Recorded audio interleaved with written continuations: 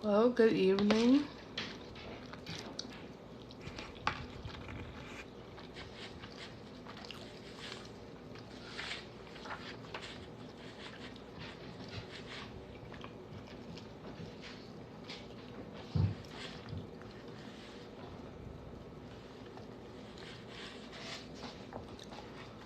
Hello, everybody.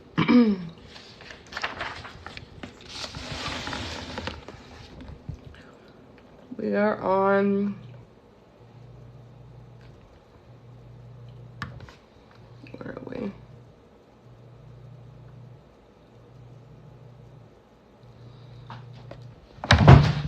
Genesis 6. For those of you who care. I'm trying to figure out how to do, like, put it in the background, but I guess that's not working out, so.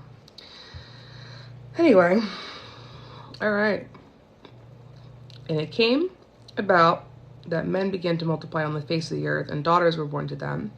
The sons of God saw the daughters of men, that they were good, and they took wives for themselves from all those whom they chose. And Jehovah said, My spirit shall not always strive with man in their erring. He is flesh, and his days shall be 120 years.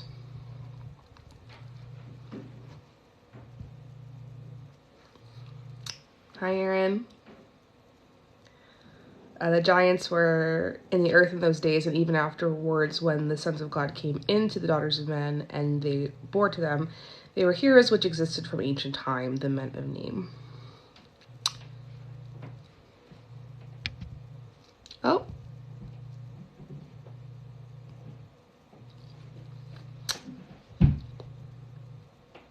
Kind of random when you take the book of Enoch out, right? Oh, okay. I wasn't sure if it sent. It doesn't give me, like, feedback when I hit the button. So sorry, I didn't mean to send it multiple times.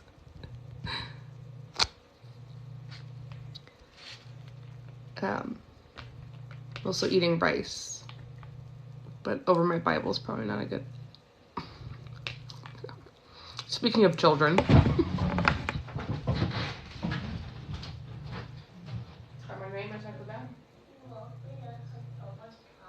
Okay, I'll put it back to bed.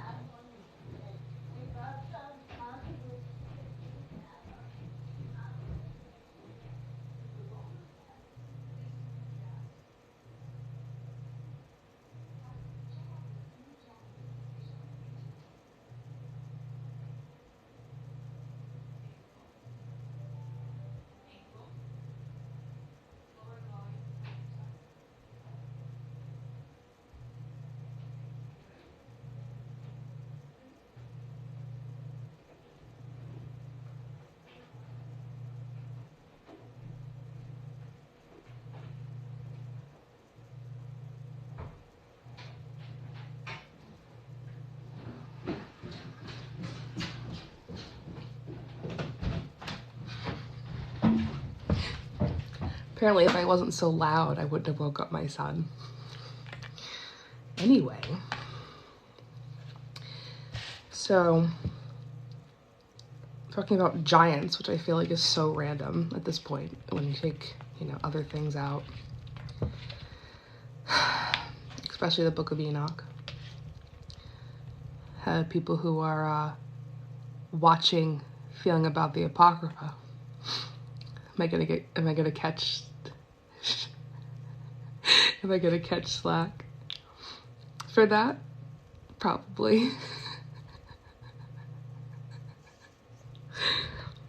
Oh no, don't bring it up.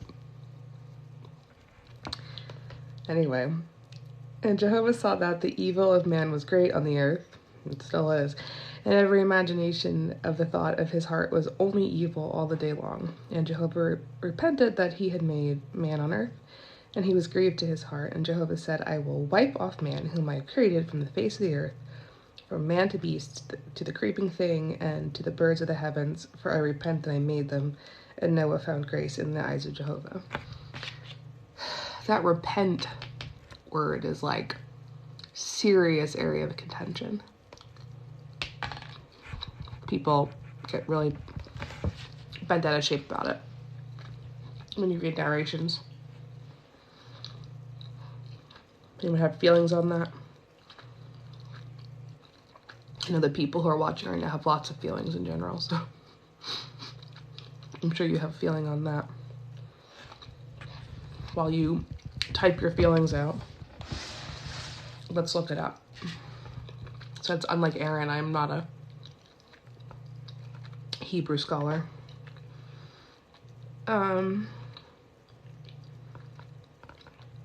Where is...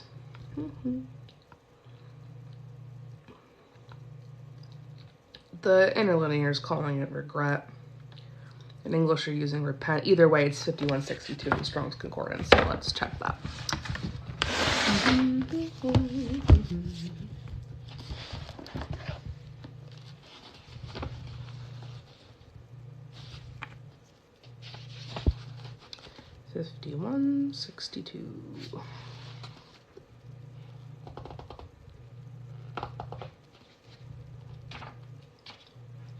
Too far ahead. That was in the Greek. Dexter, I'm sure you have feelings on that.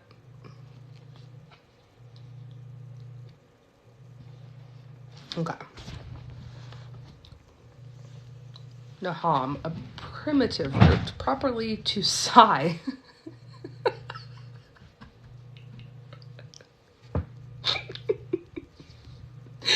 Can we reread it with that translation? I think it's a little bit funnier and a little more like parenty. I like that. To sigh. He sighed.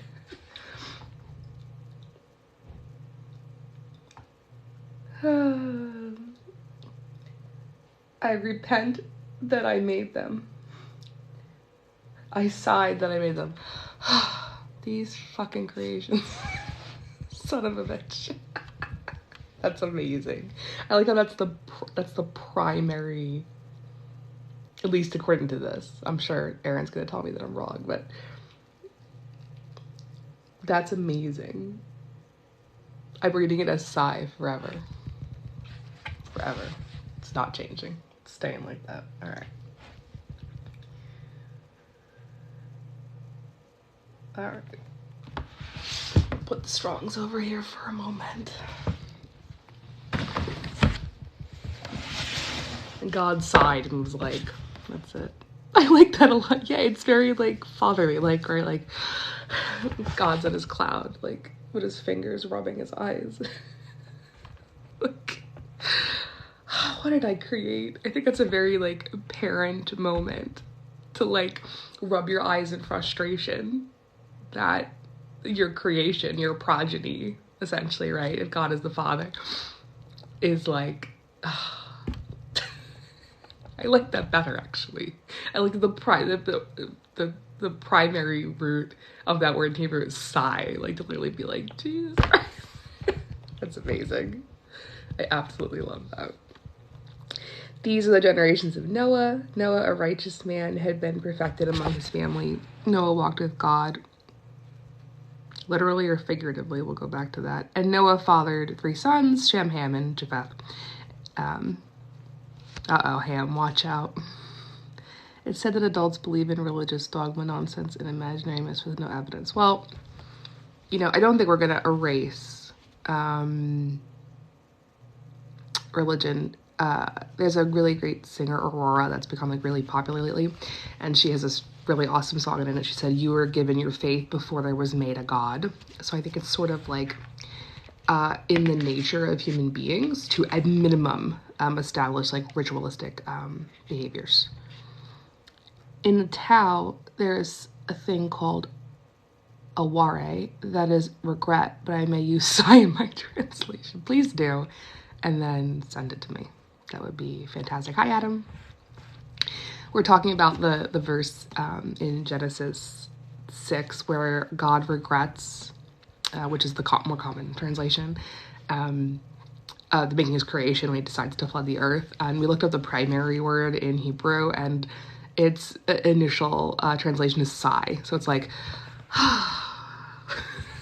God did that, which I think is a little bit funnier. What are we doing? We are reading Genesis. Right now I'm on Genesis 6, and I'm using an interlinear Bible, which is numbered for Strong's Concordance, if you want to follow along. So watch out, Ham. And the earth was corrupt before God. I already said that. And the earth was filled with violence. And God looked on the earth, and behold, it was corrupted. What time is it here? It's 10:14 a.m. p.m. Okay. I understand on a spiritual level. Pun intended, Aaron. You know, I was talking to Matt the other day. I'm going to say this to Matt. I think he's still mad at me, so he probably won't come on. But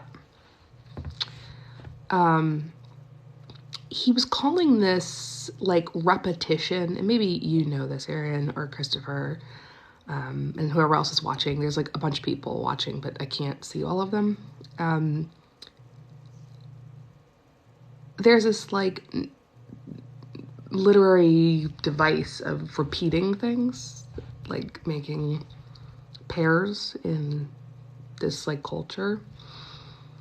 So that's why we see as a constant repetition, which in English doesn't sound correct, but that's fine. And God says in Noah, the end of all flesh has come before me, for the earth is filled with violence through them, and behold, I will destroy them along with the earth. Make an ark of cypress timbers for yourself. You shall make rooms in the ark, and you shall cover it with asphalt inside and out. That's a little odd. Asphalt? Hold on. 3724. Asphalt in ancient times. 3724. Gotta go back quite a bit. That's it. Chiasmus. Thank you. I couldn't remember the word. 3724. That means something else, like, from, like, my standpoint, like in linguistics. It means, like, it's similar, but it means something a little bit different. But it's been years since I did that sort of, like, linguistic breakdown. I primarily pathologize language. I'm sorry, what did I say asphalt was? I'm not paying attention. I'm also not wearing my glasses, so that doesn't. Mormon is big on the case of story of addition. Yeah, that's exactly what I'm talking about, Christopher. Thank you. I could not remember the word. Asphalt. That seems sort of like a strange, isn't that weird? Asphalt? It's a weird translation. Tar. Good point, Adam.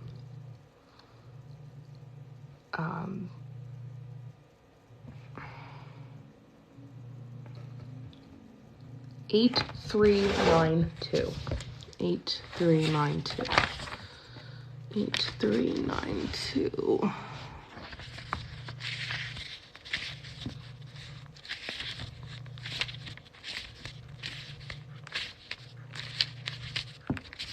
Oh, Pat's coming.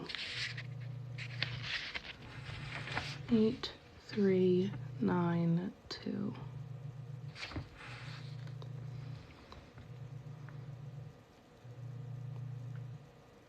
That just says arc. Maybe I'm doing something wrong. I'm sticking with your translation for now, Adam, until we clarify this.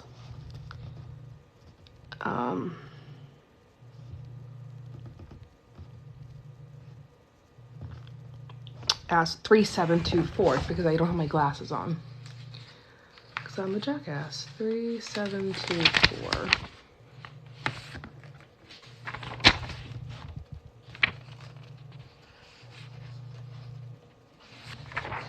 Do you like my Creeper sweatshirt? It looks like Creeper from Minecraft, that's why I bought it. 3724.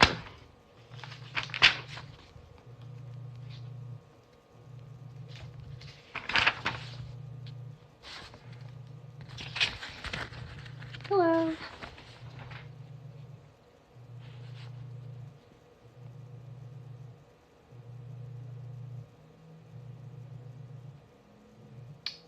Okay, interesting. Can you join my live? Well, I don't know who you are, so can you make yourself known first, please? We're not mutuals. No.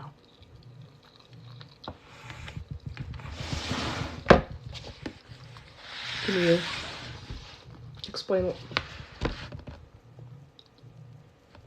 That's a good point, Adam. The word is kapar, a primitive root to cover, specifically with bitumen. I don't know what that is. Figuratively, to expiate or condone, to placate or cancel, appease, make atonement, make an atonement, cleanse, disannul, forgive, be merciful, pacify, pardon, purge, put off, reconcile, make reconciliation. Cover, bitumen, henna plant.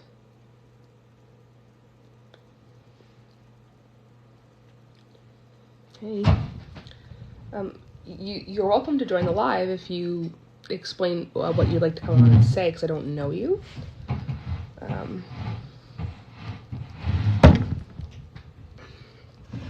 So this is saying henna, which sounds about like what you're saying, Adam. I don't disagree with you. So what we're looking at right now is kapar,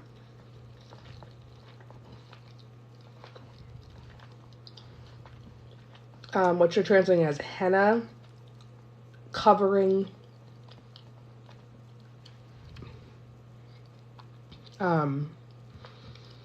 the interlinear is translating it as asphalt to help build the ark. Adam made a good point, said like tar to like seal like joints. That makes a lot more sense. But I just think asphalt's like a really aggressive translation. It's a little odd. Okay. So, and you shall make it in this way, and the length of the ark shall be 300 cubits, its breadth 50 cubits, and its height 30 cubits. And if you want to know how big that is, you can Google it and look at the ark in Kentucky. Sure, I can do that. Make an ark of cypress timbers for yourself. You shall make rooms in the ark, and you shall cover it with asphalt, inside and out. It almost sounds like, remember that commercial where they're like in the boat and there's a hole and they like put a screen door in the bottom of the boat and he like sprays that like black stuff. And he's like, it's impenetrable, it'll never leak. It almost sounds like it's like that, like a sealant, a waterproof sealant, which, so I get the function of asphalt's translation. It's just like, it sounds funny, like, and then Noah filled the ark with asphalt. Like, okay. Yeah, I agree, Adam.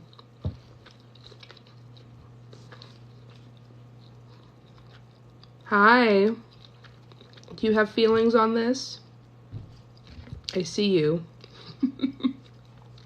How are you? Jesus saved DRJM. I don't know your real name, I'm sorry. We've talked in the past. Okay, we're not gonna sit here and talk about cubits because that'll take up the whole evening.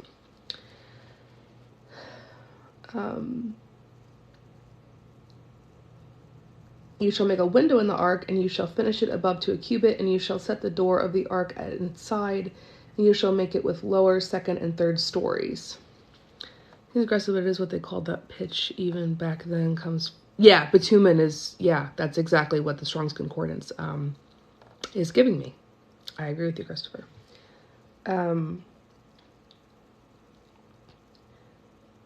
So let's talk about the window for a second.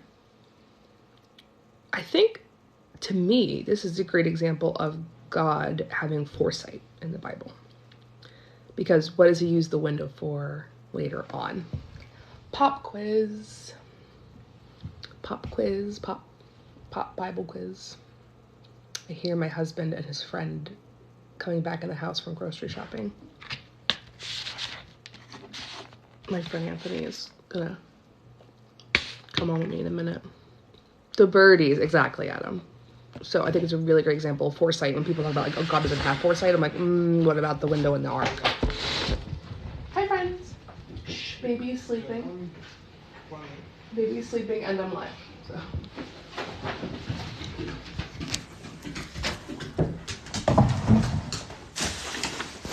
Yeah, the birds. I agree 100%. My dog should be a little bit louder. Just gonna move so they can do their thing there. There we go. I mean, there's a million other examples of God having foresight in the Bible, but I think that's a good one. I think my dog should drink louder. Just a little bit louder. All right.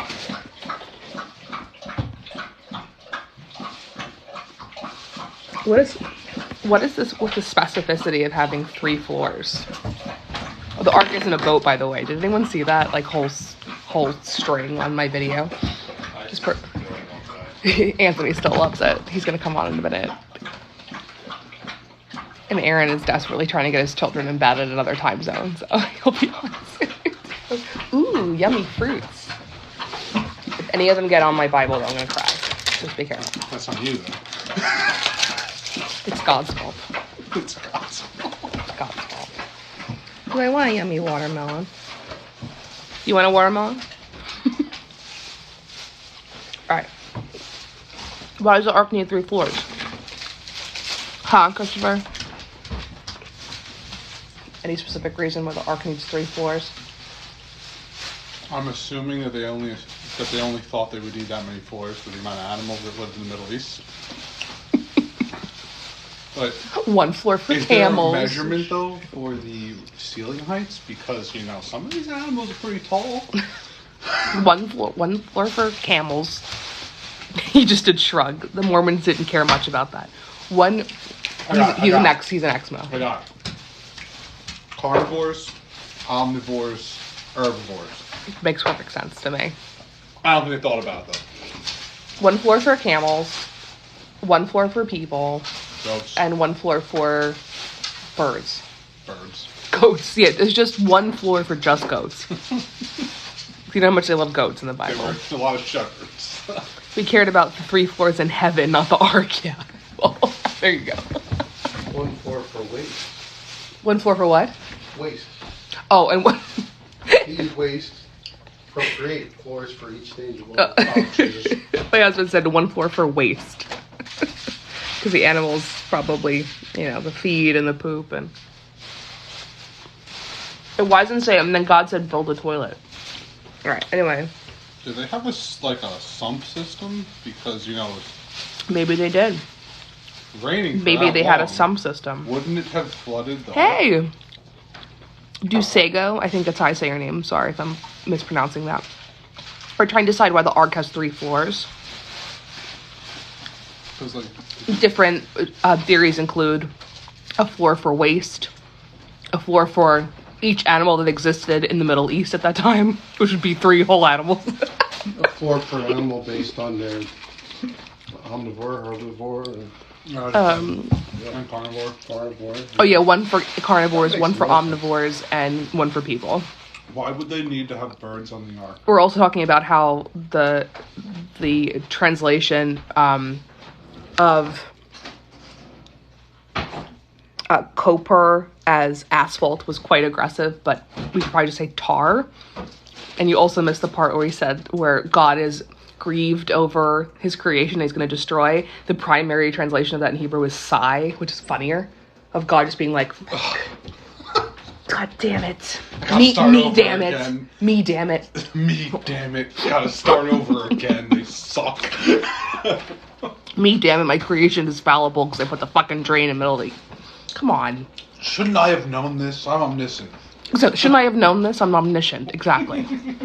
Thank you. Oh, my creation fucked up. I'm so grieved. I didn't know it was going to happen, and I have foreknowledge. Okay. Other than chickens, how many flightless birds are in the Middle East?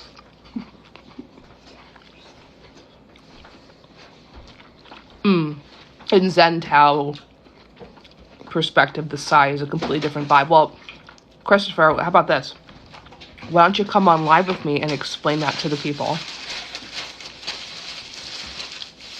Or are you just going to chill out in the comments and be a Christopher? That's fine. Okay. And behold,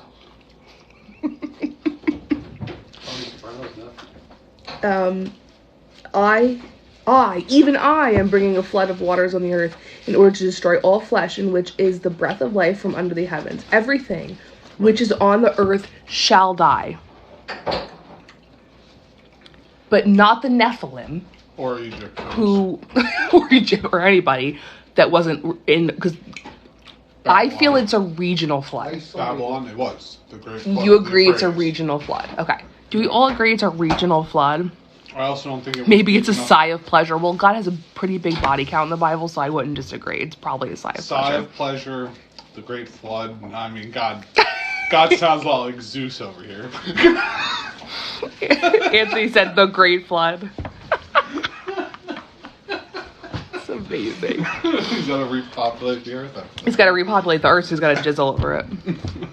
Apparently. We're going to get banned. I don't really care, though, to be honest. I'm sorry. That's fine. I could be banned. I'll join all my fellow TikTokers in getting banned. I'm just making a second account. For saying things like jizz and rape, and they listen to audio and I get mad. Did you just get banned? I saw you were doing a live and I wanted to join, but I was doing my live, so. You gotta say great. Unbelievable. All right.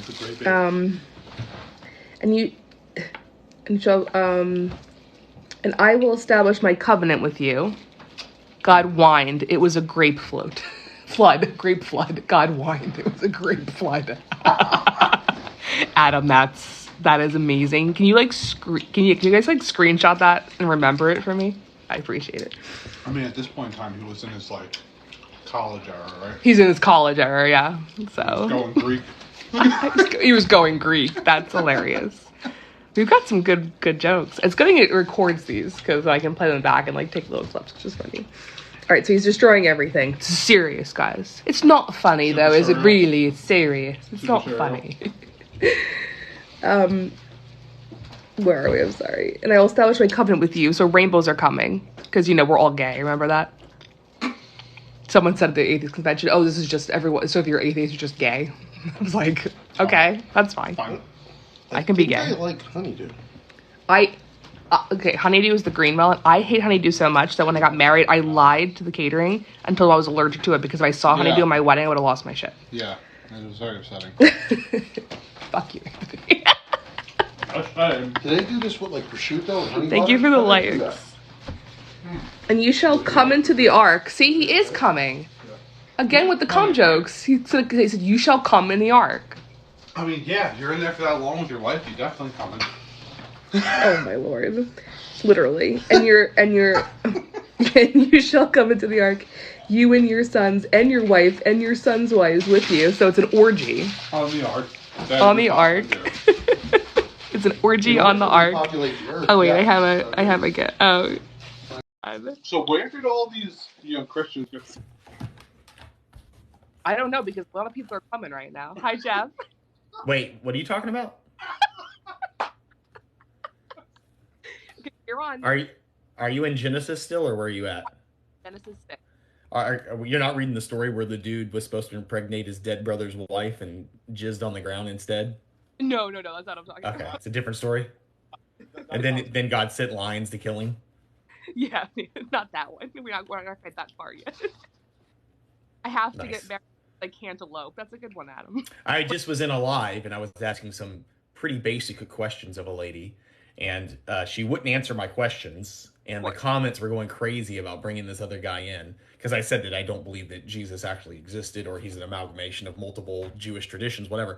And she's like, "How can you? The Quran mentions that Jesus is in there." First, she told me that Jesus was mentioned by name in the Old Testament, to which I said no, and I proved that. I guess the people in the comments were like, "Yeah, you're wrong." So then she said, "No, I meant the Quran." And I said, "Well, that's fine. The Quran comes some 500 years later. Of course he mentions it because there were Christians around and he wanted to convert the Christians." The fan fiction is the main character. Yeah. So So she's like, well, that's how we know it's true. There's multiple cross references. I'm like, I can cross reference Bigfoot. Yeah. Multiple. I can cross reference the Loch Ness Monster. We can Well, cross reference alien abductions. Like, that doesn't mean anything. Then she kicks me off, brings on two other people, and they just talk shit about me while I'm not in there. Of course. Were they also 17? Or were they actual adults this time? They were actual adults this time. Okay.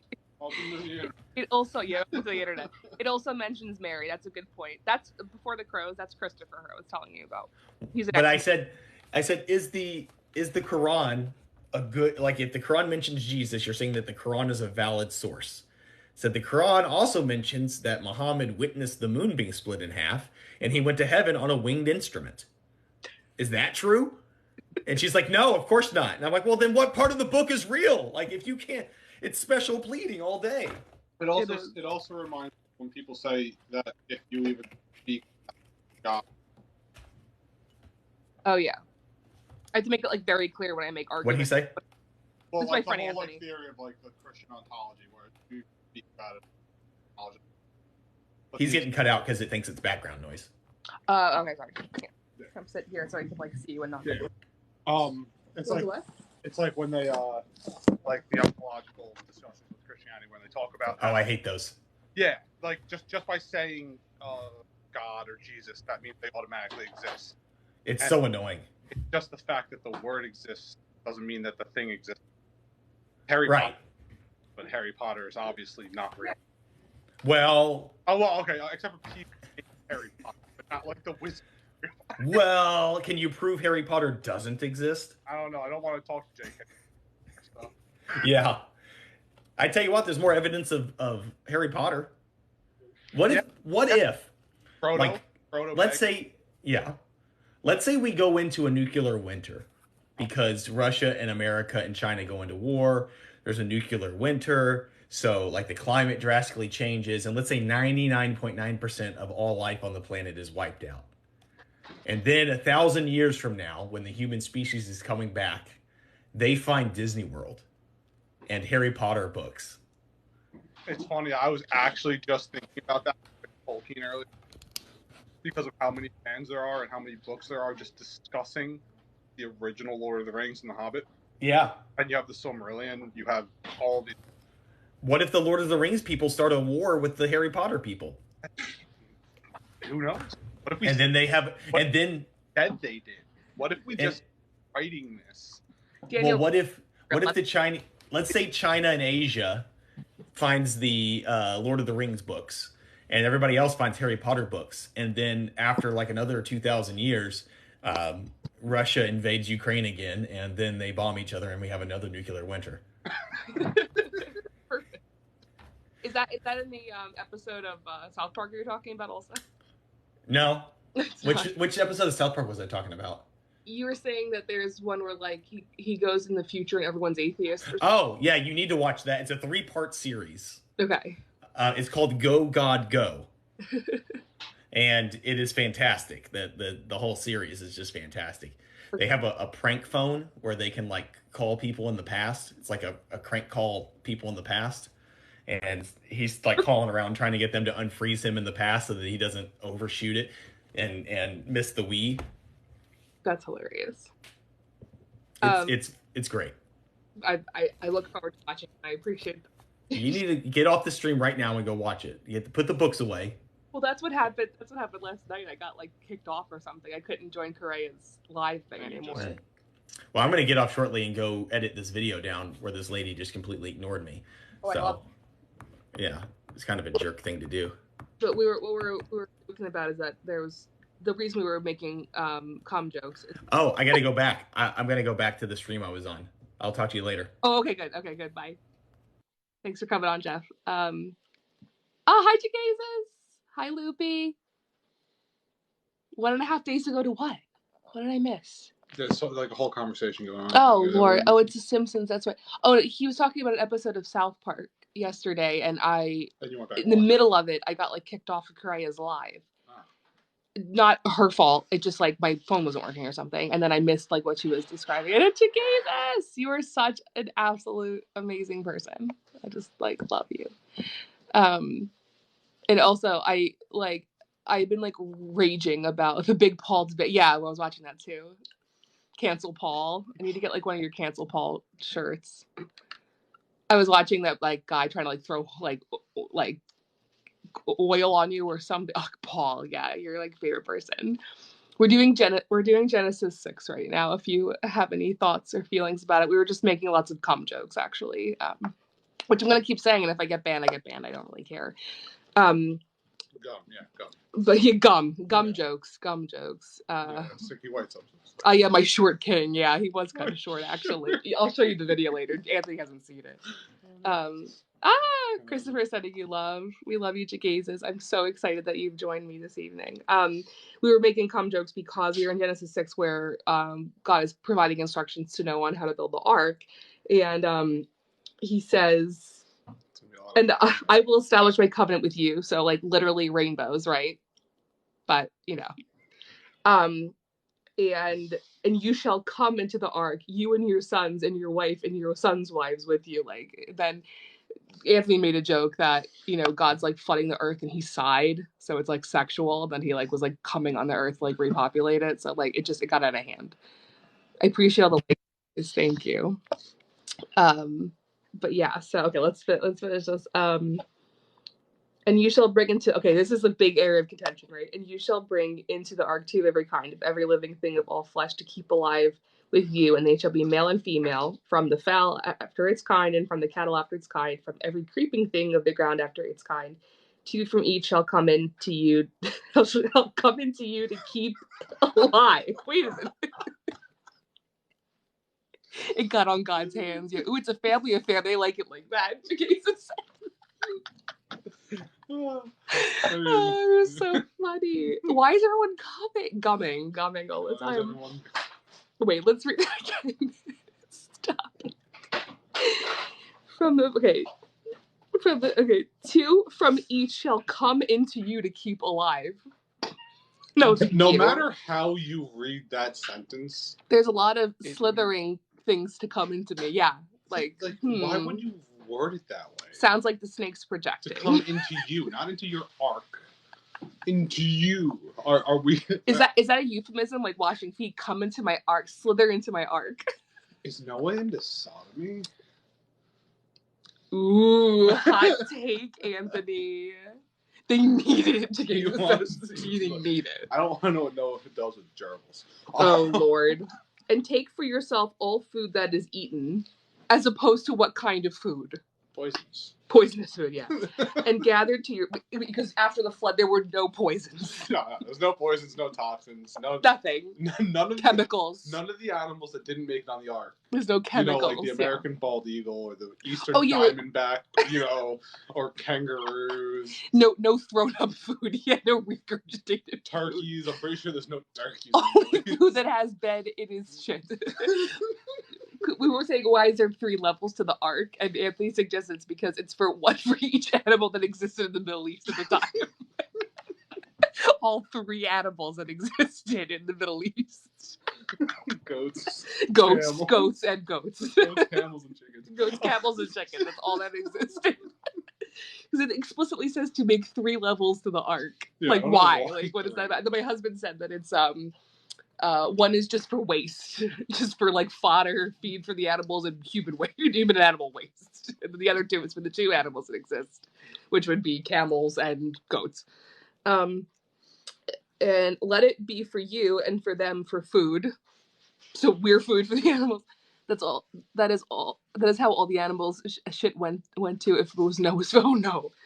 And Noah did so according to all that God commanded him, so he did. We were also talking about how God commands Noah to place a window on the ark, which is a demonstration of his foreknowledge, because people try to make arguments that, God doesn't have foreknowledge, because he knows he's going to use it for the bird to confirm that he can leave the ark because it is dry enough on the land. But if God's omniscient, why didn't he just tell them when he could? Exactly. No, we need to use a bird, because once again, God's taking advantage of his creations to further his agenda, like he did with Mary. Ooh, hot take. Okay. But we're not ready for that. We're not ready. He says, amazing, wow, so impressed. I'm so impressed with you. How about that? Nothing impresses me anymore. Nothing impresses Anthony. And so I'm going on live later, and he's like, is it really living? He's like, this is a good point. It's a fair point. All right, we're on chapter 7 now. And Jehovah, also, why does God have to have like 700 names? Can we really talk about that? I feel like Christopher would know a lot about that. And Jehovah. It was the 3 top tribes of the Hebrews. Gods. I am the Lord your God. You shall not have other gods but me. Oh, so there are other gods, or as they called it in Jeff's live stream, little g gods, because we can't say the one real one. What about the angels? Is it? Are they demigods? I think I'm going to do like a whole series on angels, because if you can see my profile picture, I'm yes, obsessed. Obsessed. Yeah. Let's talk about that. Also, does everyone like my Minecraft sweater? It's very intentional. Because we can't say God's name. It's so special. I also like when people get mad at me that I don't capitalize God's name. They're like, capitalize it. I'm like, absolutely not. No. All Judeo-Christian Babylonian gods flew out of my brain when I started reading the Tao. Well, it's probably for the better. Because this is all that occupies my brain, and that is probably a psychiatric problem. Yes. Yes. It's a psychiatric problem. Lucky, yeah. Aren't you jealous of Christopher and his bullshit? Christopher's on the best bullshit, though. Like, what's that thing? I'm still on my shit. What's that song? Wait a minute. What did it say? Oh, no, I'm back on my bullshit. That's, back on my bullshit. What's his name? That's like that meme I see where it's a rapper. Goes, when you say you turn your life around, you don't say I'm doing a 360, and someone goes, doing a 360 means I'm back on my bullshit. I'm back on my bullshit. But he says, MJ 96, meaning I'm back on my bullshit. That's the song or whatever. All right. And Jehovah said to Noah, so again, God is literally talking, and I just did a whole video about how God literally came down and had sex with Mary, and people don't like that. They don't like the idea of God coming. But that's all he does. So that's all he does. I've read the word "come" like 4. I should look up. And he goes. I'm gonna look up. I'm gonna make a video later on Zipf's law, which has to do with like linguistic statistics. Okay, like regression analysis, and see how many times the word "come" is in the Bible. And I bet you it's in there way too much. Well, it takes away the pure woman dream girl. I mean, the audacity. God needed a virgin, apparently. He needed a 11-year-old virgin to further his agenda. We need manic pixies. We need manic pixie girl. Yeah, Mary was the original manic pixie girl. She's found favored with God from her pink hair. I'm using this box, Linguist Statistics. Yeah, I love that, Linguist Statistics. His new name is Old Faithful now in my mind. Oh no.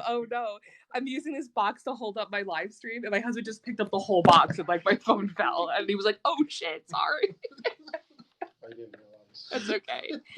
Yeah, she was living in the East, making up drama, quirky.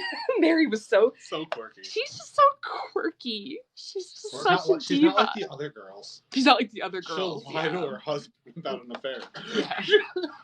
Have you guys seen that video? That guy was like, here, Mary, I made a pie. Joseph's like, hey, Mary, I made a pie just for you. And Mary's like, you know how to bake pie? We don't even have an oven. How did you make this? And he's like, God helped me. And she's like, Joseph, see how that sounds, Mary? I was dying. God helped me. Yeah, okay. I mean, Joseph's a pretty stand-up guy if he's trying to, like, cover up some sort of, like, premarital situation. That's a hot take. He was really dumb.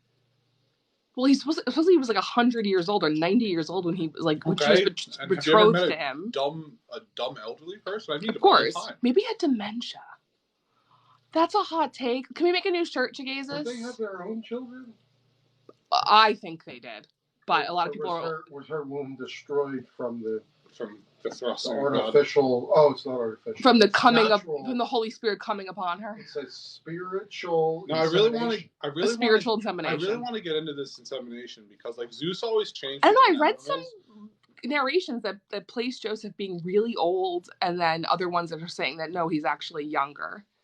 But the Catholics don't believe what the Bible says. Well, they're not ready for that.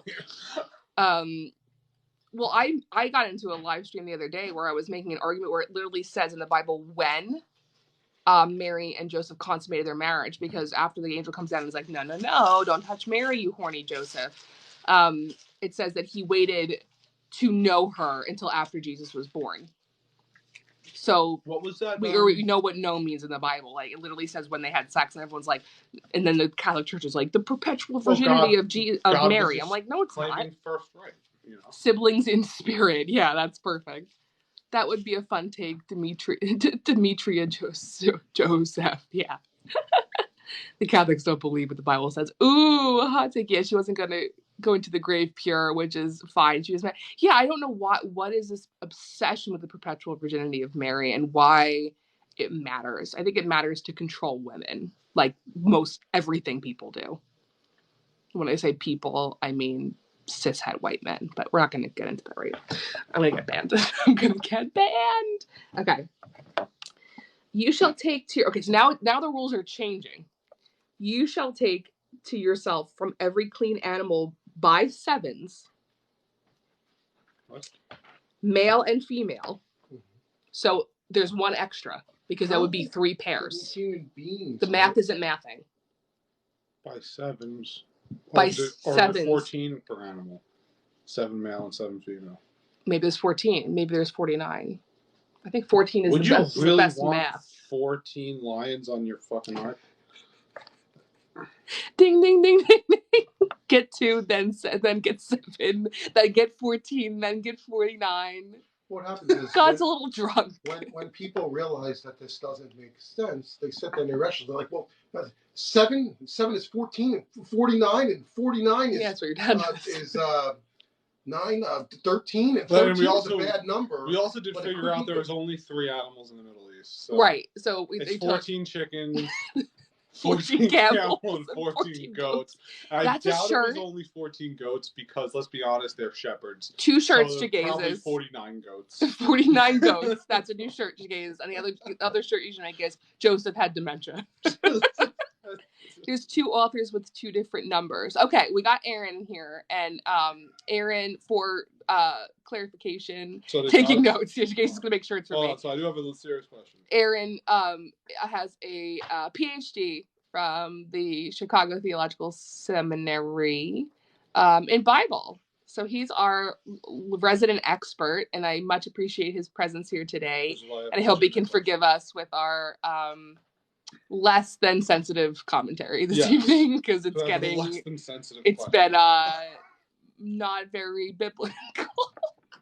But we have a question, and that is it 7 animals? Aren't they both Moses? Ooh, you both want to come on and talk about that? I would love to listen to that. We're talking, well, a couple things, Aaron, that you've missed. Let me just bring you up to speed in case you have a specific. I'd love to bring you on if you're up to it. The kids are in bed, I know. Because a couple things that we talked about. The first thing is that God providing instructions to Noah about placing a window on the ark is an example of his foreknowledge, because sometimes we get into arguments with people that people are like, well, God doesn't have foreknowledge. I'm like, that's a great, I mean, there's plenty of other examples, but right, if he's omniscient, but people aren't ready to coherently handle that. So we're just, no, I actually was about to say I have to get running dinner time. Oh no. Well, I hope it's a good dinner. Not a disappointing dinner. When I make something, I like I'm all excited and I sit down and I'm like, it's not good. But it has multiple authors. How can they get the numbers wrong? They're not ready for that, Anthony. All the women at the birth clinic are in seminary. Stop it, Adam. You know the problem is, I can't microwave Huel powdered protein food. Oh no. Oh my gosh, that is so funny. I hope you're screenshotting these jokes, because I realized the other day when I was editing my last Bible study, you can't see the comments. It just keeps a video of me talking. It doesn't, and the audio cuts out. So I'm gonna get Nick's gonna set me up next time with headphones and a microphone, because when I play it back, it cuts out, especially when there's guests on. It cuts out a lot. That is so funny, Adam. Okay, so our first serious question, Aaron. We think that's an example of God having foreknowledge, separate from him being omniscient. We don't want to go down this slippery slope. The second thing is, we also made a lot of common jokes, which we already had a conversation about that. And then the ark has 3 floors on it, and we said that's one for each animal that existed in the Middle East at the time. Thank you for all the likes, ExeJesus. I love you. So we were just making a joke that, like, why is it 3 floors, and is that clinically significant, I guess I would say. All right, so we're on 7 now, and we're deciding if it's 7 animals or 49 animals or 14 animals. I had to say to get you 1,000 likes. I so appreciate you. Thank you so much for joining, and your commentary was hilarious. And I expect a shirt in the next 2 weeks. Thank you. Joseph had dementia. Cancel Paul. The end. He has a shirt that's a shirt he sells. It's Cancel Paul. We all need that shirt. I also want the shirt that one courier made that says Paul wasn't writing to us. I love that. Done. I love it so much. All right, this is a good question. I know Aaron will have the answer for this question. You shall take to yourself from every clean animal by 7s, male and female, and from the animal that is not clean by 2. So 2 pigs. 2 pigs. Yeah, that's all. Only pigs. That's it. And take of the fowl of the heavens by 7s, male and female, to keep alive seed on the face of the earth. So is not clean animals animals you can't eat, or is there some other significance? But thank you for putting that lamp on. You can now see this very large gray hair in my. It's fine. Yeah, no, I don't care. It's fine. Yeah, you need clean animals for sacrifice. So he's still on the sacrifice thing. So you're still sacrificing. Okay. So we're taking less not clean animals because okay. But is it 14 or is it 49? Because 14 would make pairs. It needs to be divisible by 2. Otherwise, is it like an extra animal? The math isn't mathing. Imagine all the right-wing Christians hearing dementia Joseph shirts. Don't let them on my live stream because I'm going to get banned. 7 pairs. Okay. Aaron has spoken. All hail Aaron. Okay. 14. So 14. 14 animals. Because they think it's Joe Biden. Oh, no. We should say Joe had dementia and they would all buy it. Yeah. And they wouldn't know the joke. Adam. I should give you a salary for these ideas. Bing bong. What's that? Bing bong. Bing bong, bing bong. Fuck your life. Bing bong. Okay. Let's see. For after 7 more days, I will cause it to rain on the earth 40 days and 40 nights, and will. Bible brand. Yeah. Bible brand. Joe Biden. Joe Biden. For after 7 more days, I will cause it to rain on the earth 40 days and 40 nights, and will wipe away every living substance that I have made from off the face of the earth. And Noah did according to all that Jehovah commanded him. Every living substance except for the Nephilim that somehow show up again. But they're not ready for that, are they? They're not ready. Well, Noah was 600 years old. Yeah, right. Okay. well, we'll be fair to them. Genetics were different. They back weren't then. the Aztec. They couldn't figure out the circumference of the earth. Okay? He was 600 days old. How's that? He was 3 years old. Every time they fell asleep, it was a whole year. Every time they fell asleep, it was a whole year. So we lived to 950. Is there is that just like an error? Long a year was for them. Is that an error, Aaron? Is that like the idea that like our genetics or the world was like more perfect, that people live this long? Is it like, what is that? Like, why are people hundreds of years old in the Bible? I want a scholarly take on this. Like, let's try to make jokes. People were living that long, though they wouldn't have had so many children. That's a good point. Because like animals that live longer typically have less spawn. Invite me to do the chat thingy. You sound like you're 400 years old. That's so funny. Figured they had to be tar sealed wood by God. Indigenous figured that they're on. Yeah, so that's a good point. They were making a ship. All right, hold on, wait. They're making. We're talking about how asphalt is an aggressive translation of that Hebrew word. But tar sealing is typically used for ancient shipwrights. Can you request me? Oh wait. Add up to 3 guests. Go live together. I think you have to request me. It doesn't let me request you. If you go down to the bottom, there's like a pink and blue person shape. It says multi-guest. And then it should like let you request me. Oh, invite. Wait. Is this where? Why is it suggesting hosts to me of people I don't even know? Maybe they're all. Oh, it's people who are allowed to co-host. You can come on as a guest, but I can't co-host with you for some reason. I don't know if you don't. Oh, wait. Okay, now I see it. Okay.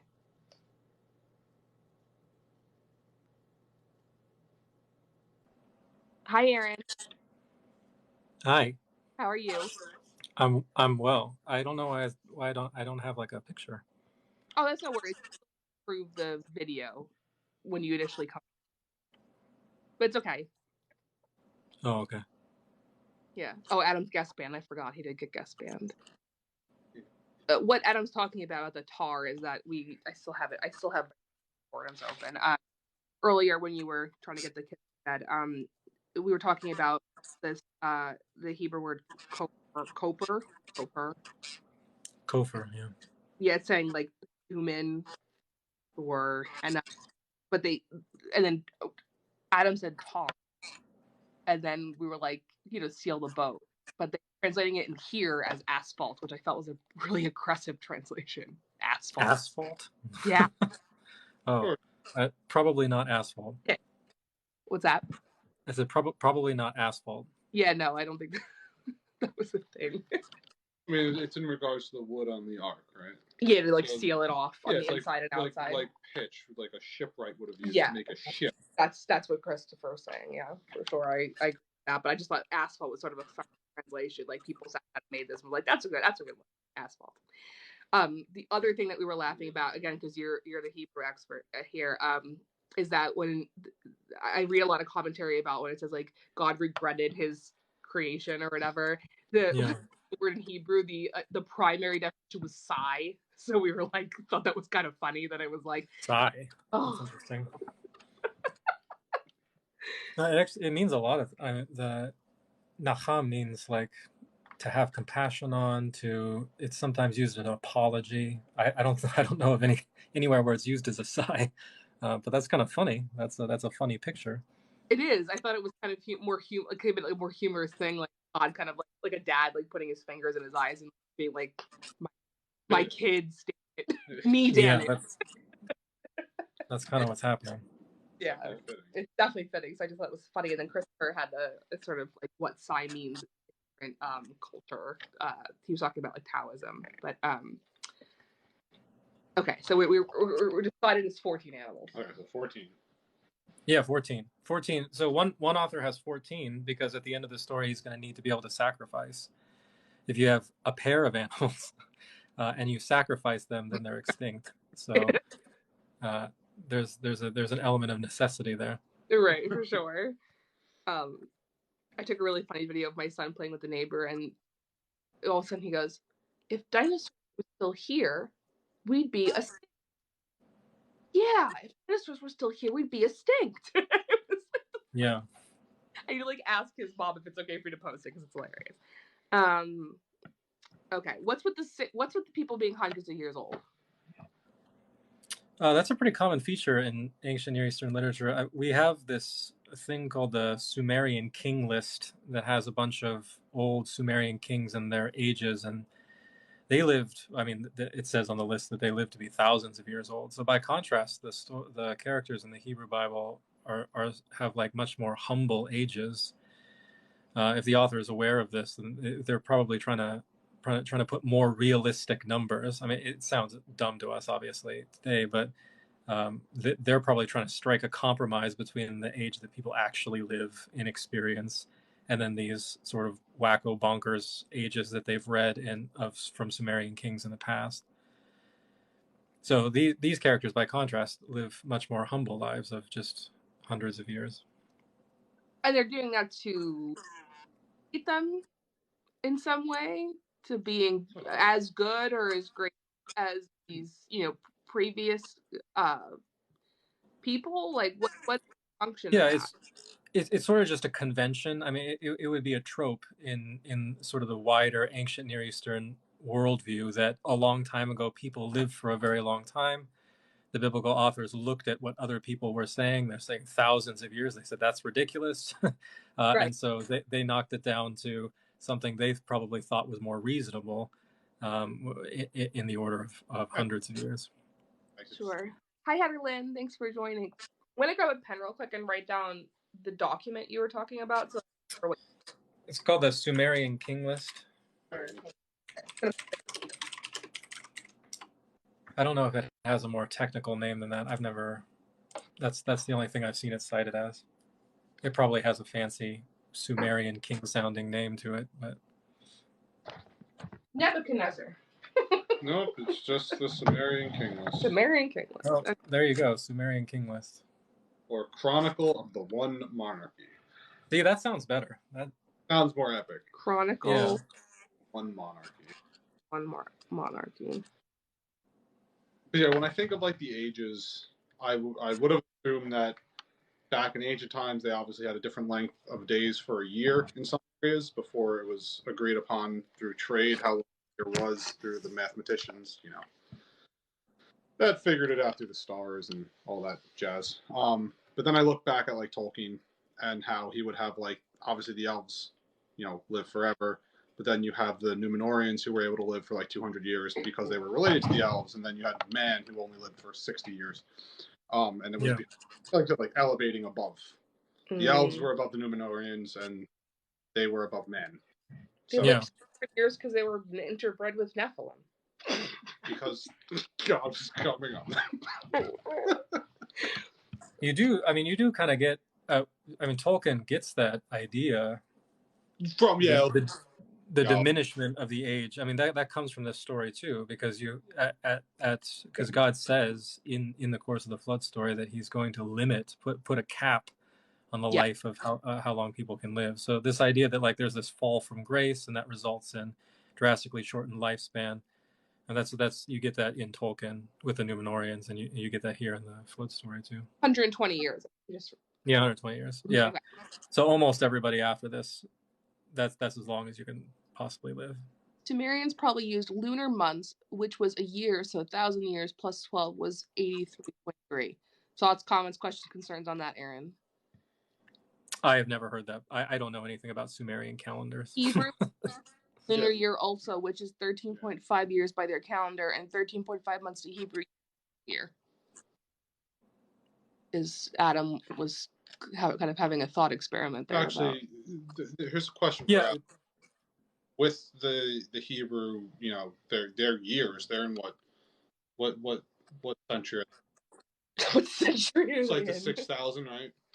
So if they have people living for thousands of years, but their calendar only goes to is their calendar like our calendar where it just arbitrarily restarts? Like, is their calendar like our calendar where it just arbitrarily restarts? Christ.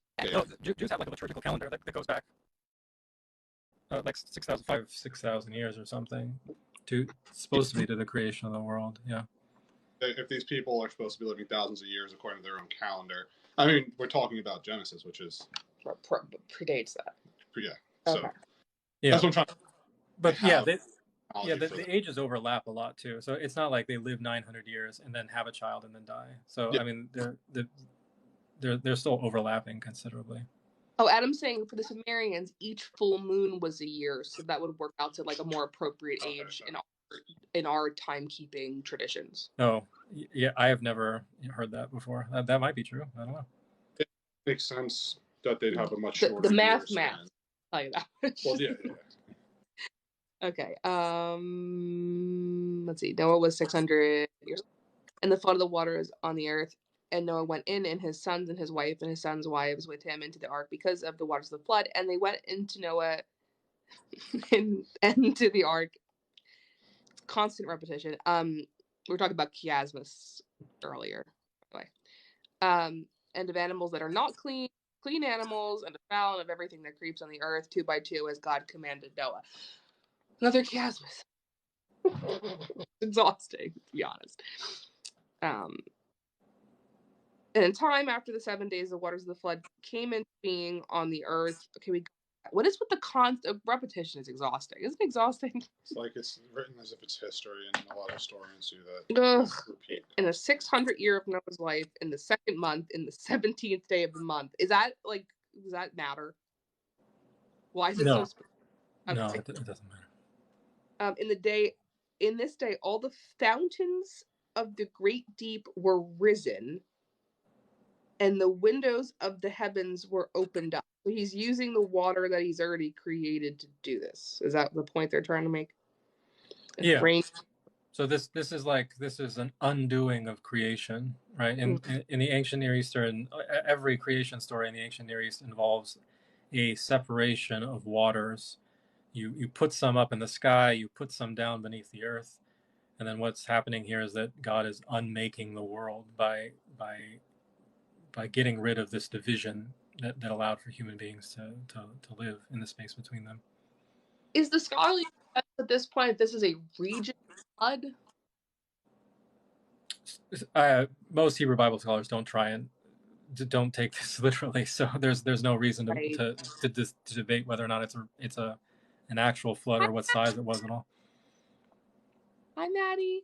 It's interesting because that's like a big area of contention too. I'm trying to sort of address the things that I see in comments and stuff. A lot of people who do take the Bible as oh, very literally. And they'll ignore things like white Christian nationalism.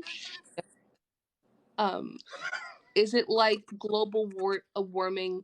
Is it like a global warming type cataclysmic event? That's a great question.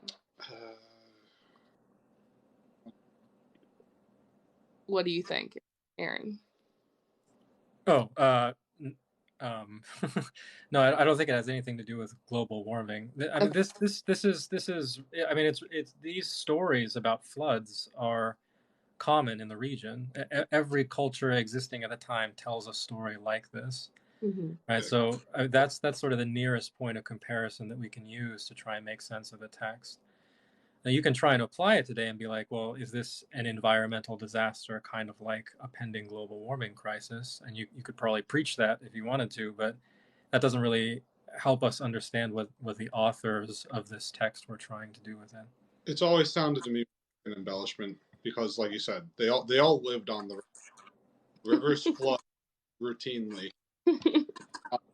So it's a real easy story to get even like younger people behind because it's not impossible. There's been once a really bad flood that killed so many people because it was 700 feet deep, and in their imaginations, back then. Now we're thousands of years later, we should understand flood patterns better. Like the Nile Delta. I remember learning about that in school on an index card. The Nile Delta flooded and made depressing. But now I had to do my taxes though. Okay, anyway. What is the obsession with 40? 40 days, 40 nights, and 40 days, and 40 nights. It's just a way of. It's just an idiomatic expression for a long time. Okay. It's like a ton of time, Okay. It's not 2,000 pounds of time. It's just right. 2,000 pounds of time. Yeah, it's just a complete period of time. Gotcha. It's about. It's like the length of a person's life. So it's a lifetime, right? A long time. Yeah, a long time. Okay. In the same day, Noah and Shem and Ham and Japheth, the sons of Noah, and Noah's wives, the 3 wives of his sons with them, went to the ark. They and every animal. Oh, okay. We're not going to read that because it's just a chiasmus. And they blah blah blah blah. Okay. God had commanded him, and Jehovah shut him. So Jehovah shut the door. Is that what it said? He literally shut the door. So apparently God doesn't have recognize. Okay. And the flood was. Oh Lord, we're not in the gospel yet. I can't handle it. We're not ready to. We're in Genesis. Okay. We're in the old. We're not ready for the gospel. I can't. That's when I'm gonna get banned. I'm gonna get like 2 inches of the gospel. They're gonna be like, shut her down. Okay. Oh yeah. So, well, he knows all about it. And the flood was on the earth 40 days. Did you know it was 40 days, Aaron, or do they not clear? I've heard that. There's been a suggestion that it was 40 days. How did it subside? Well, we're gonna find out. Don't ruin the plot, Anthony. okay. That was the best. Okay, I'm sorry, off topic. I need to tell a funny story. When the History Channel ever came out with that like Bible series, this is going back like 2000, I don't know, 5. Oh yeah, I remember that. My Good parents times. were excited about it, okay, I remember. and they very reluctantly invited me to come watch. You were going I to had- Catholic school. Yeah, I was attending Catholic school, but I had like deconstructed at this point. Okay, I was like, my belief in God was like barely holding on. Okay, and they knew this. I was like my angry atheist teenage stage. So I go down and watch it, and it starts, and it's like already wrong. Like it's not even like even remotely accurate. I was like, that didn't happen, blah blah blah. And then I was like, stop, you're gonna ruin it. And I was like, dude, ruin what? The Bible's been around for thousands of years. Ruin what? That's silly. You're gonna ruin the Bible by yourself. I'm gonna ruin the Bible. That's all it takes. One Catholic schoolgirl to ruin the Bible. The only reason it's gonna be ruined is because you haven't read it. All you're doing is projecting. You're just telling me how you don't know what's gonna happen. So anyway, but I thought that was really funny, and I was banned from watching the Bible series in my house with my family because I was gonna ruin it, like I am right now. Anyway. Spoiler alert. Yeah, spoiler alert. The plot's been available for free for 2,000 years. 1,400 years. By 40 authors. Wow. Proto-Isaiah, Deutero-Isaiah. When was the King James Bible written? 16 something, I think. Okay, so let's be fair. It wasn't 1,400 years. I only consider the one with the Apocrypha valid. Is that a hot take, Aaron? No, I mean that's exactly what a Catholic person would do. Did you just call me Catholic? I will not take any. A recovering Catholic. I will not be called slurs on my own channel, Aaron. Okay. It's been about 32 years since I've It's fine. My son goes to Catholic school, so I kind of just like, I do the Catholic thing, Yeah. All right. Perpetuating. All right. that. So Jehovah shuts the door. What an image, huh? The other thing is, why does God have to have like 6,000 names? It's Jehovah, then it's Yahweh, then it's the Lord, then it's the Holy Spirit, then it's. They're not ready for that. Is there some kind of function to that, Aaron? Jesus, the Holy Spirit. To God having lots of names? Yeah. Yeah, I here it's pretty significant because these two different authors that are writing the story refer to God by different names because they have different traditions about when God revealed his name to people.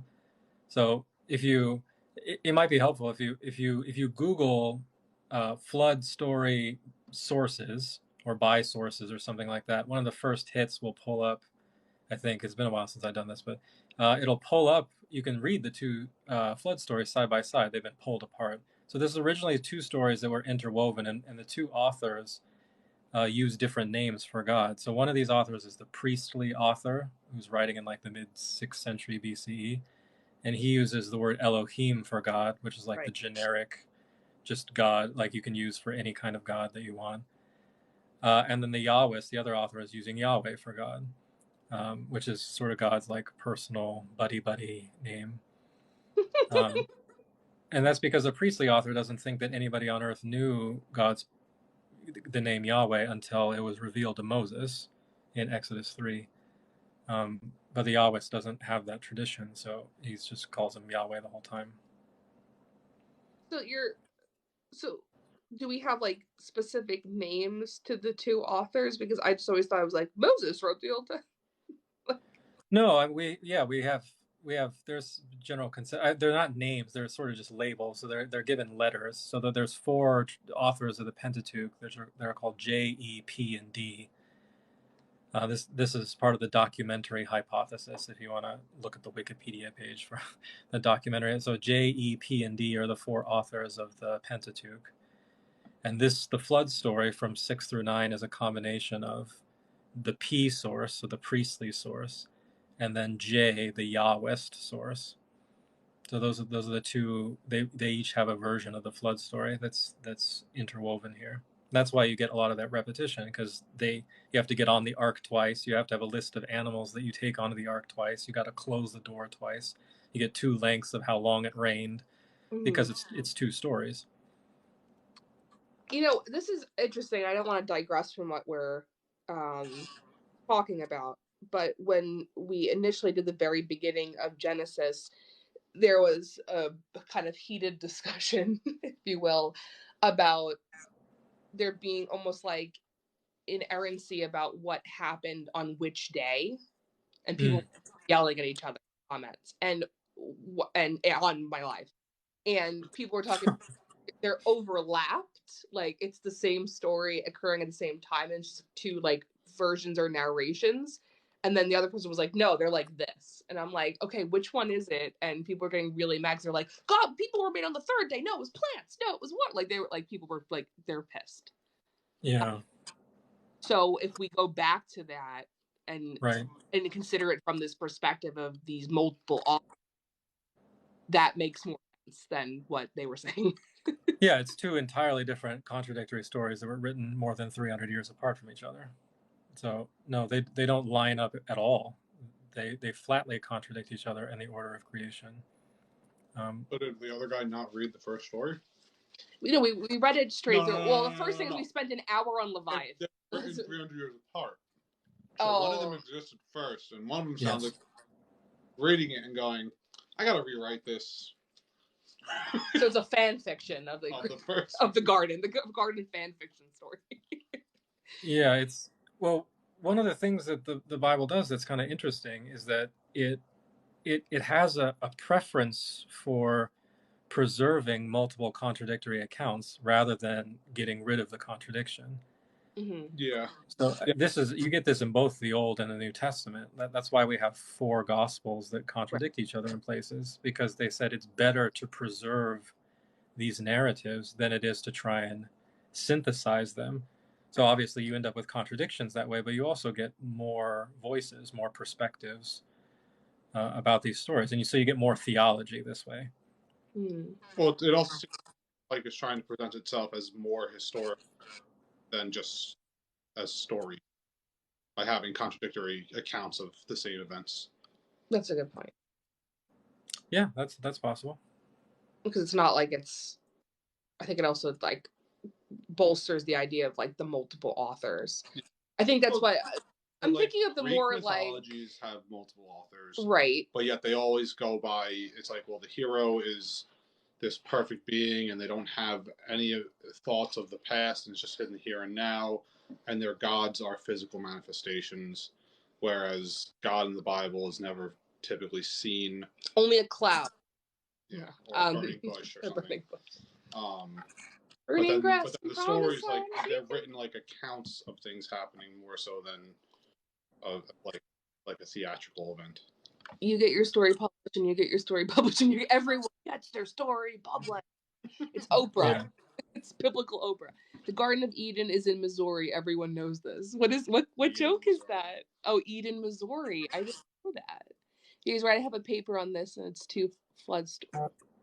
Sorry, KJV is 1611. Oh, he was checking the time. We said 1600 something. Adam confirmed with us. It's 1611.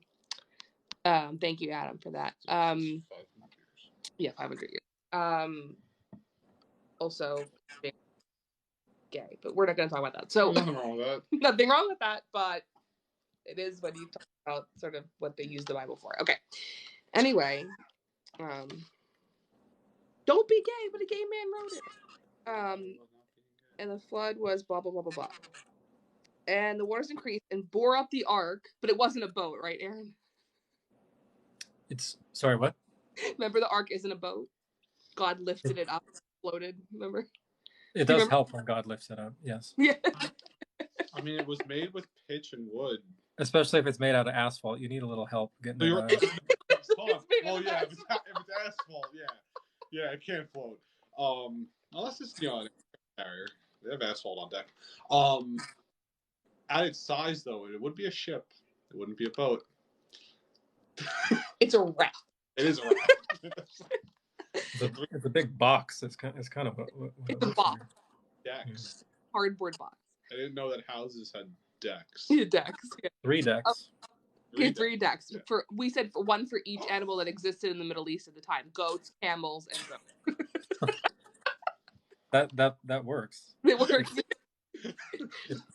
It probably I mean, yeah. There's Because I don't think the geese ducks needed to worry about it, and the swans needed to worry The parents, about my husband said it's he's off camera, but he said it's there's one deck just for waste and feed for the animals. yeah, if you wanted to do it practically, that might. But, I mean, this isn't a practical thing. It probably has 3 levels to match because that's ancient people thought that the world had 3 levels to it. It's got an underworld, the world where we live, and then the heavens. Either that or it matches the temple. The temple has 3 sections too. There's an outer section, and then an inner section, and then a holy of holies in the center. So that threefold structure works either way.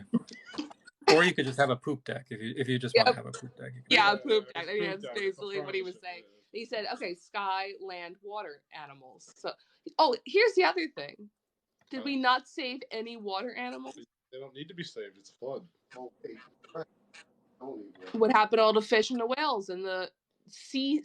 That's what we spent most of our time on. And the sea serpent, well, sea monster. To begin with. In Genesis 1 and 2, we spent like literally an hour on that. The Leviathan. We whales, obviously. Leviathan. Said it was Leviathan, but what happened to all those sea creatures? I'm pretty sure they die too. Didn't they die back in a couple of verses ago? Where are we now? Did he dry out the oceans? Did he turn it into oil and they just suffocated? Too much water. They put Dawn soap on them. They're fine. Palmolive. It was plastic in the water, and it choked all the turtles. This is microplastic. So this is actually a prediction of the future, then. I guess. Right. Why does it seem like God was playing with real life, like a playboat in his bathtub? That's a great image, Adam. I love that. Like stupid creations. Splash, splash. Wash your hair eye. No, there's soap in my eyes. Definitely the pH balance was messed up. Yeah, because he got soap in his eyes, all right? Explains all the coming. Explains all the coming. Oh, I'm going to get banned. Stop. Jesus saves JR. He's going to ban me. He's going to report me. And the flood was on the earth 40 days, and the waters increased and bore up the ark. The water did it, not lifted up or ascribed to that Hebrew word. How can float if it's... And it was lifted up above the earth. That's what they're saying. That like God literally lifted it up, and it wasn't floating on water. Is above soil. So. Well, yeah, I acknowledge that Hebrew word means that. I'm not saying it doesn't. And the waters prevailed, good for them, and were greatly increased on the earth. And the ark floated on the face of the waters. We just said that. And the waters were strong. Okay. Exceedingly violent on earth. So he's mad about the violence on earth, and he made violent waters. That sounds a little bit why did you make me do this? Oh no. No, we can't. Don't say that again. I'm gonna get banned. And all the high mountains under the heavens were covered. Okay, so the water was very deep. I've got a good picture. What's the tallest mountain in the like Babylon area? What's the tallest mountain in the Babylonian area? That's like, we are bubbles. Yeah, we're bubbles in the water. We're a bath bomb from luck. What's that? They have under the heavens were covered. Waters grew strong. I talk about cubits. If I hear one thing about cubits, I'm going to lose my mind. And all flesh that moved on the earth died. They're dying. All the flesh. Oh, there we go. Earth died. The fowl, the cattle, the beast, and every swarming thing that formed on the earth, and all mankind all died, in whose nostrils was breathed of life of all that was dry land. And every living thing which on the earth was wiped away, from the man to cattle and to the creeping heavens, and they were wiped off of the earth, and only Noah was left with the ark, and the waters were strong for 150 days. So it doesn't say anything about water. No, they're good. They're good. So they weren't bad. We didn't have we didn't need 14 of them. That's right. Well, you don't sacrifice dolphins. They're too hard to catch. Be reasonable. 18,000 feet. That's in Iran. Then you have Iran, Turkey, and then after that you have Yemen, only. Isn't Yemen the Jehovah place where you can on- carry 47? no, oh yeah, there's all. And God remembered Noah. Well, it's good that he can remember things considering he knows it. Yeah. And every living thing and all the cattle were with him, and God made a wind. I'm not going to make the joke that I want to make. To pass over the earth, and the fountains of the deep and the windows of the heavens were stopped, and the rain from the heavens were restrained, and the waters retreated, going and retreating, and the waters diminished at the end of 150 days. And in the 7th month, on the 17th day of the month, I don't know why that matters, the ark rested on the mountains of Ararat. Ararat. Where is it, Aaron? Mount Ararat's in Turkey, isn't it? I have no idea. I'm not a geography person. Yes, it's a volcano in Turkey. It's a volcano in Turkey. I wish Pat In the was here Armenian because he is an Highlands. archaeologist and he would know exactly. The Armenian Highlands, so it's Okay. basically Europe. The boat went far. Can you change it to boat went far? Can I just cross it out? Okay. And the waters were going and falling until the 10th month. In the 10th month, on the first of the month, the tops of the mountains were seen. And it happened at the end of 40 days. Wait a minute. It was 40 days and it was 140 days. Wait. Yeah, it's Armenian. And the window. Hold on a second. So it rained for 40 days, but they were kind of floating in flood water under. Yeah, it's two different authors. So 724 through 85 is one author, and then 86 through 12 is a second author. Say that again. So 724, chapter 7, verse 24 through chapter 8, verse 5, what you just finished reading is, and then 8:6 through 8:12.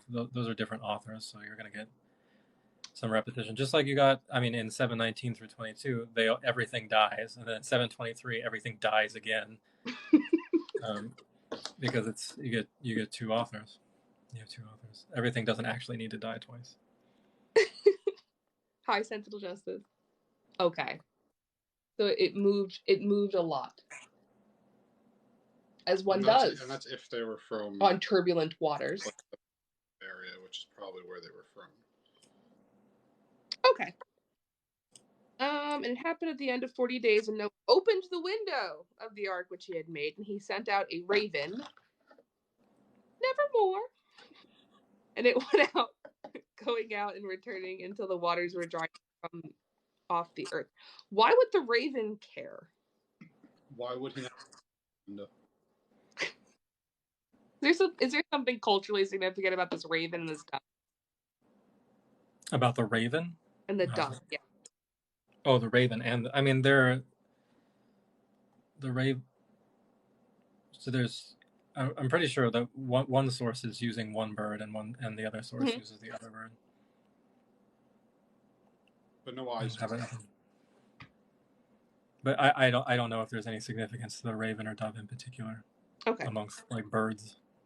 But the dove found no rest for the sole of her foot and turned to him into the ark, for the waters were on the face of all the earth.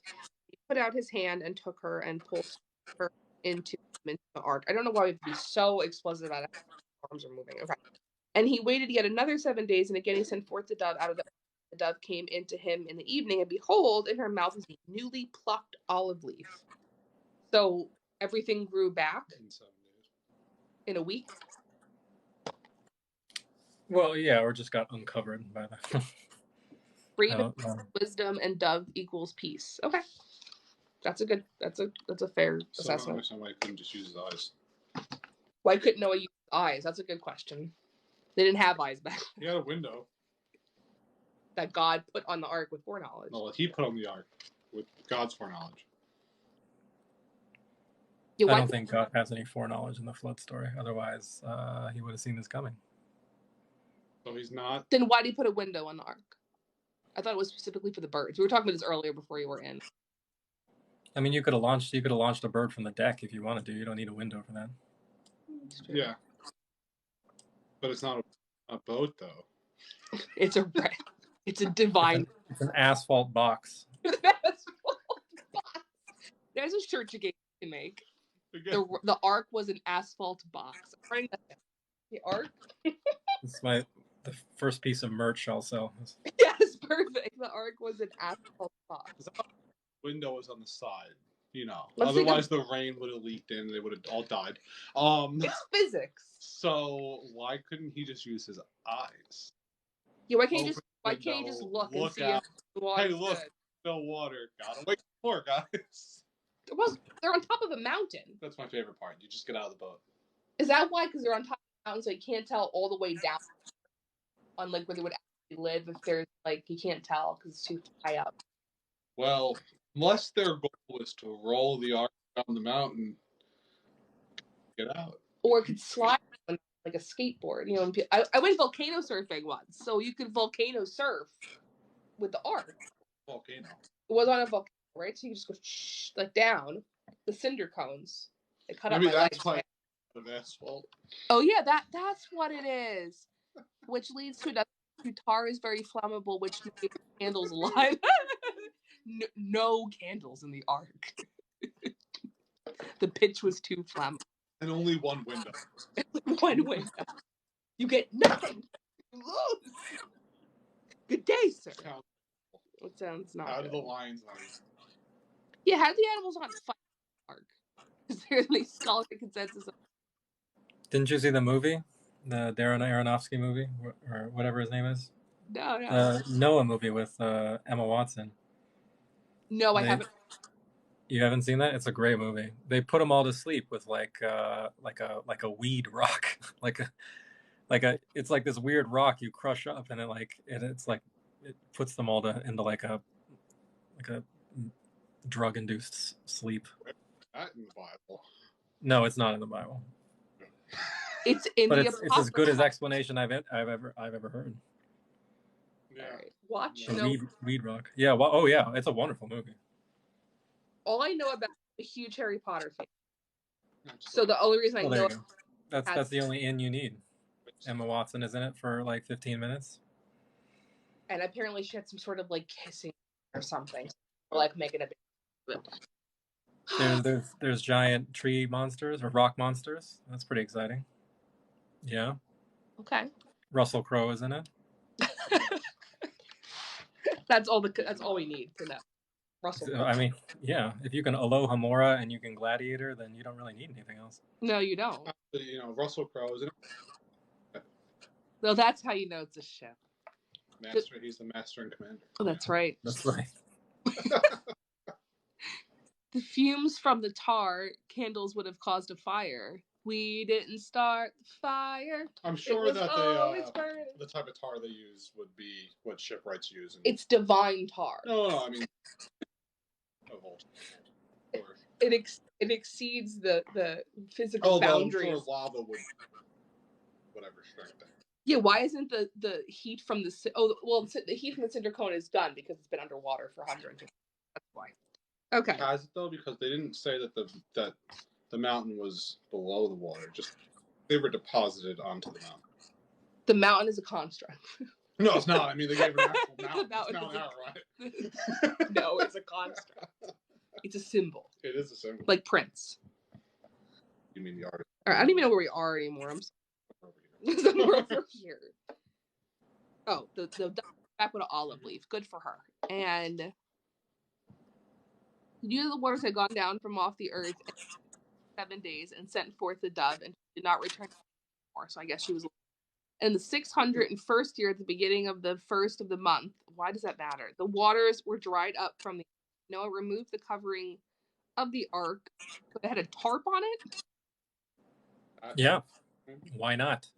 Why not? And behold. A lot of usage of that. It's not funny, is it? It's serious. The face of the earth was dried. Hopefully not like a desert, cracked desert.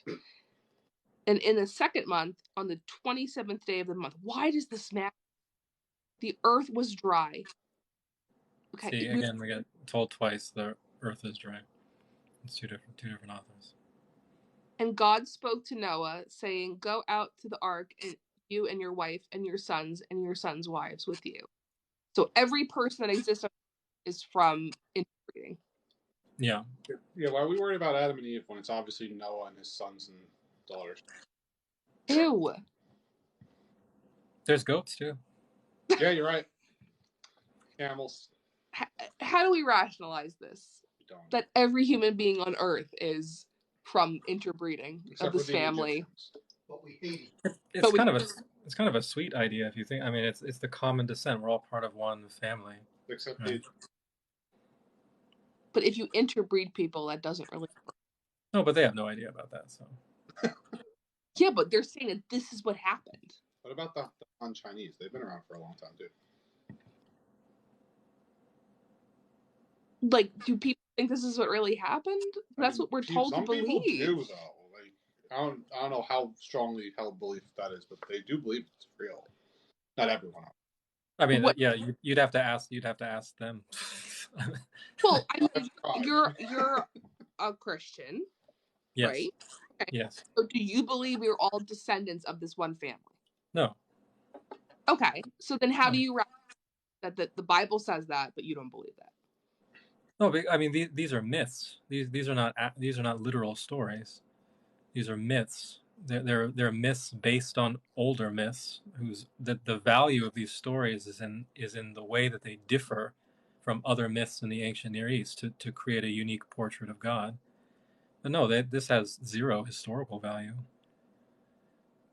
This obviously did not happen. Then why is it being taught like that? Written like it happened. Because there are fundamentalists for whom it is important to say that it happened. That they feel like they are giving up on the value of the Bible if they say that this story is a myth. So when you box people into that corner and say, you make it seem like either, you give up your religion or, it's either giving up your religion or taking this literally. If that's the choice that you make people feel like they have to take, then they're going to take the story literally, even though it's ridiculous because they'd rather do that than give up on their faith. Interesting. With how poorly it's written, though, I don't understand the strength of the faith. With how what? With how poorly these are typically written, especially John, I've never understood the strength of the faith because it's so contradictory constantly. That alone was what made me search for other things when I was younger, because I've read the Bible multiple times, the first time when I was 10, and from then on I've pretty much been an atheist. So it's always been a question I've had for, I guess because most people don't read it, they're just preached. Yeah. No, I mean that's definitely. I mean, biblical literacy in general is very low. But I mean, even in that story, you're saying you found contradictions, and then that led you to somewhere else. But that sort of presumes that contradictions ought to lead you somewhere else, right? That's a piece of theology that you internalized. That it's, if there are contradictions, then I must look elsewhere. But you could just tell people the contradictions are it's a feature, not a bug, right? That's the way that it's supposed to be. And then when you encounter contradictions, there's no problem, right? You just say, oh yeah, it's a contradiction. And that doesn't cause you to look anywhere else because you don't see it as a negative. I think the problem is you are taught. Curiosity. Well, no, I think the problem for me, the problem is that you were taught this is the word of God. That's the other thing too. It is depicted as the perfect. God, like they make it out Presented. like God wrote it down. Like the one that God wrote down, he dropped and broke out to pieces because he was mad about the calf. He had one job: hold these fucking tablets, and he couldn't do it. He was up and down the mountain a lot. He gets dehydrated. He gotta was be done. old. He was old. Give the guy a break. It was Yeah. Get no work. I'm gonna get banned.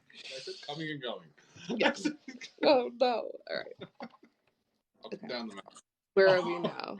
Okay, the people are coming out of the ark. Bring out from you every living thing that is with you, of all the flesh, the fowl, everything that creeps on the earth. Let them swarm on the earth, and the bear, and multiply on the earth. And Noah went out, and his sons and his wife, and his sons' wives with him, and every animal. Blah, blah, blah, blah. Then Noah built an altar to Jehovah and took of every clean animal and of every clean bird and offered burnt offerings on the altar. Yeah, Why? that's why you need the 7 animals. Right. Why does God need things to burn and smell their flesh burning? What is the obsession with this?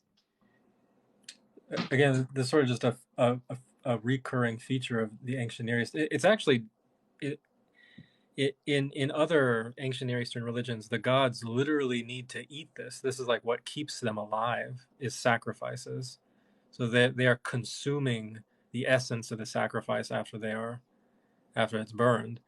In fact, in other versions of the flood story, if you look at like the Atrahasis, the gods start complaining after a while. They're like, all the human beings are dead. We're going to starve to death because there's nobody performing sacrifices. Now, in the Hebrew Bible, God doesn't need it, so it's not a dependency. But God is still depicted as sort of appreciating and sort of like enjoying sacrifices in this kind of like physical sort of way. Unseasoned meat. He's white. My husband made a joke in poor taste. He said it's unseasoned meat, so that's how we know that Jesus is white. No, Oh, God. God is white. God is white. It's because he likes unseasoned meat. He's just joking. Sorry. No. Appreciate you living through the jokes, Aaron, because I don't get this far. Most people, I'm offended. You're offending my religion. I'm like, okay. I don't think I can be offended at this point. Yeah, I would love for it to be something versus nothing. So that's the problem with the whole thing of being on the opposite end of this, where you don't believe in it. That it's literally like I don't even think that. endless, empty void of nothingness with true beginning and end. It's nothing. Well, if there is nothing, this is your make the most of what you have while you have it. And whatever comes next, whether it be everything or nothing, that's what comes. Who would have got the You're Mormon? yeah, person here. He's an ex-Mormon. Yeah, I love ice I love ice. If you follow, because you can't eat shrimp. You can't follow. Oh well. That's a whole. Have you jumped on that on TikTok yet, Aaron? The dual covenant Christians. No. Let's get your dual covenant Christians. I have no idea what that is. So it's people who follow Jesus and believe that whole thing, but maintain the 600 and whatever mitzvahs in the Old Testament. So They keep the old law. I'm gonna do the Quran when I'm ready, I'm just saying, and I'm gonna let basically follow. I'm gonna let my Muslim friends kind of lead that and host it, because I'm gonna get banned if I try. Kind of like those Christians are basically following like. Yeah, almost. Well, they're not. Is there a word? There is a word for that in Judaism. Not permitted. In Islam, it's halal and haram, mahram are not. Well, I understand kosher. Is there a word for that? Sorry, is there in Judaism not permissible? Like haram and halal in Islam. Oh, I don't know what it is, if there is one. Yeah, there's got to be a word for it. There probably is, yeah. Because there's a word for like. No, that's I can't pronounce it. I use it as a hashtag because of like the clothes and stuff where it fits up. Sunits? TZUNT. You're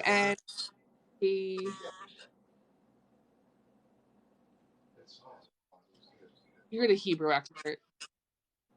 Sunits? Like modest. Oh, for like the Orthodox women wear and stuff? Yeah.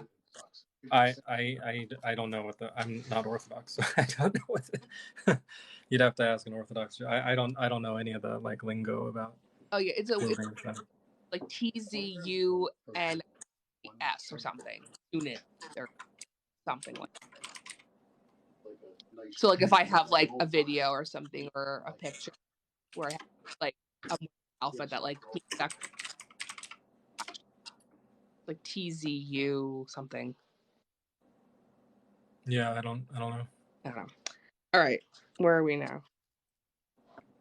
So built an altar to burn offering, and Jehovah smelled the delightful odor. Oh, Adam said, I enjoy burnt offerings of pork ribs. I agree with that one. Pitmaster. A pit master, yeah. God was a pit master. And Jehovah smelled the delightful odor, and Jehovah said in his heart, okay, I will never again curse the ground for the sake of man, because the imagination of the heart of man is from his youth. Yeah, I will not again smite every living thing as I have done, while the earth remains seed time and harvest, cold and heat, summer and winter, and day and night shall not cease. Okay, we somehow got 8.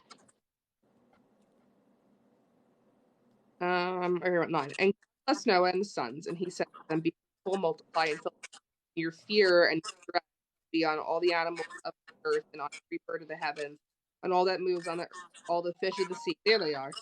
They are given into your every creeping thing which belongs to you. I don't want to eat every creeping thing. I have given you all things, even as the green plant, but you shall not eat life, its blood, and surely the blood of your lives to the end. It's interesting because it like basically halal, but people don't follow them. And I'm sure kosher things have the blood drain? Yeah. Okay, that makes sense. Well, So think about too. I mean, this is. Yeah. Well, people don't understand. Like, and whatever you just believe, I'm like the Old Testament. The half of your book. People don't know that, Aaron. I mean, some People don't know what?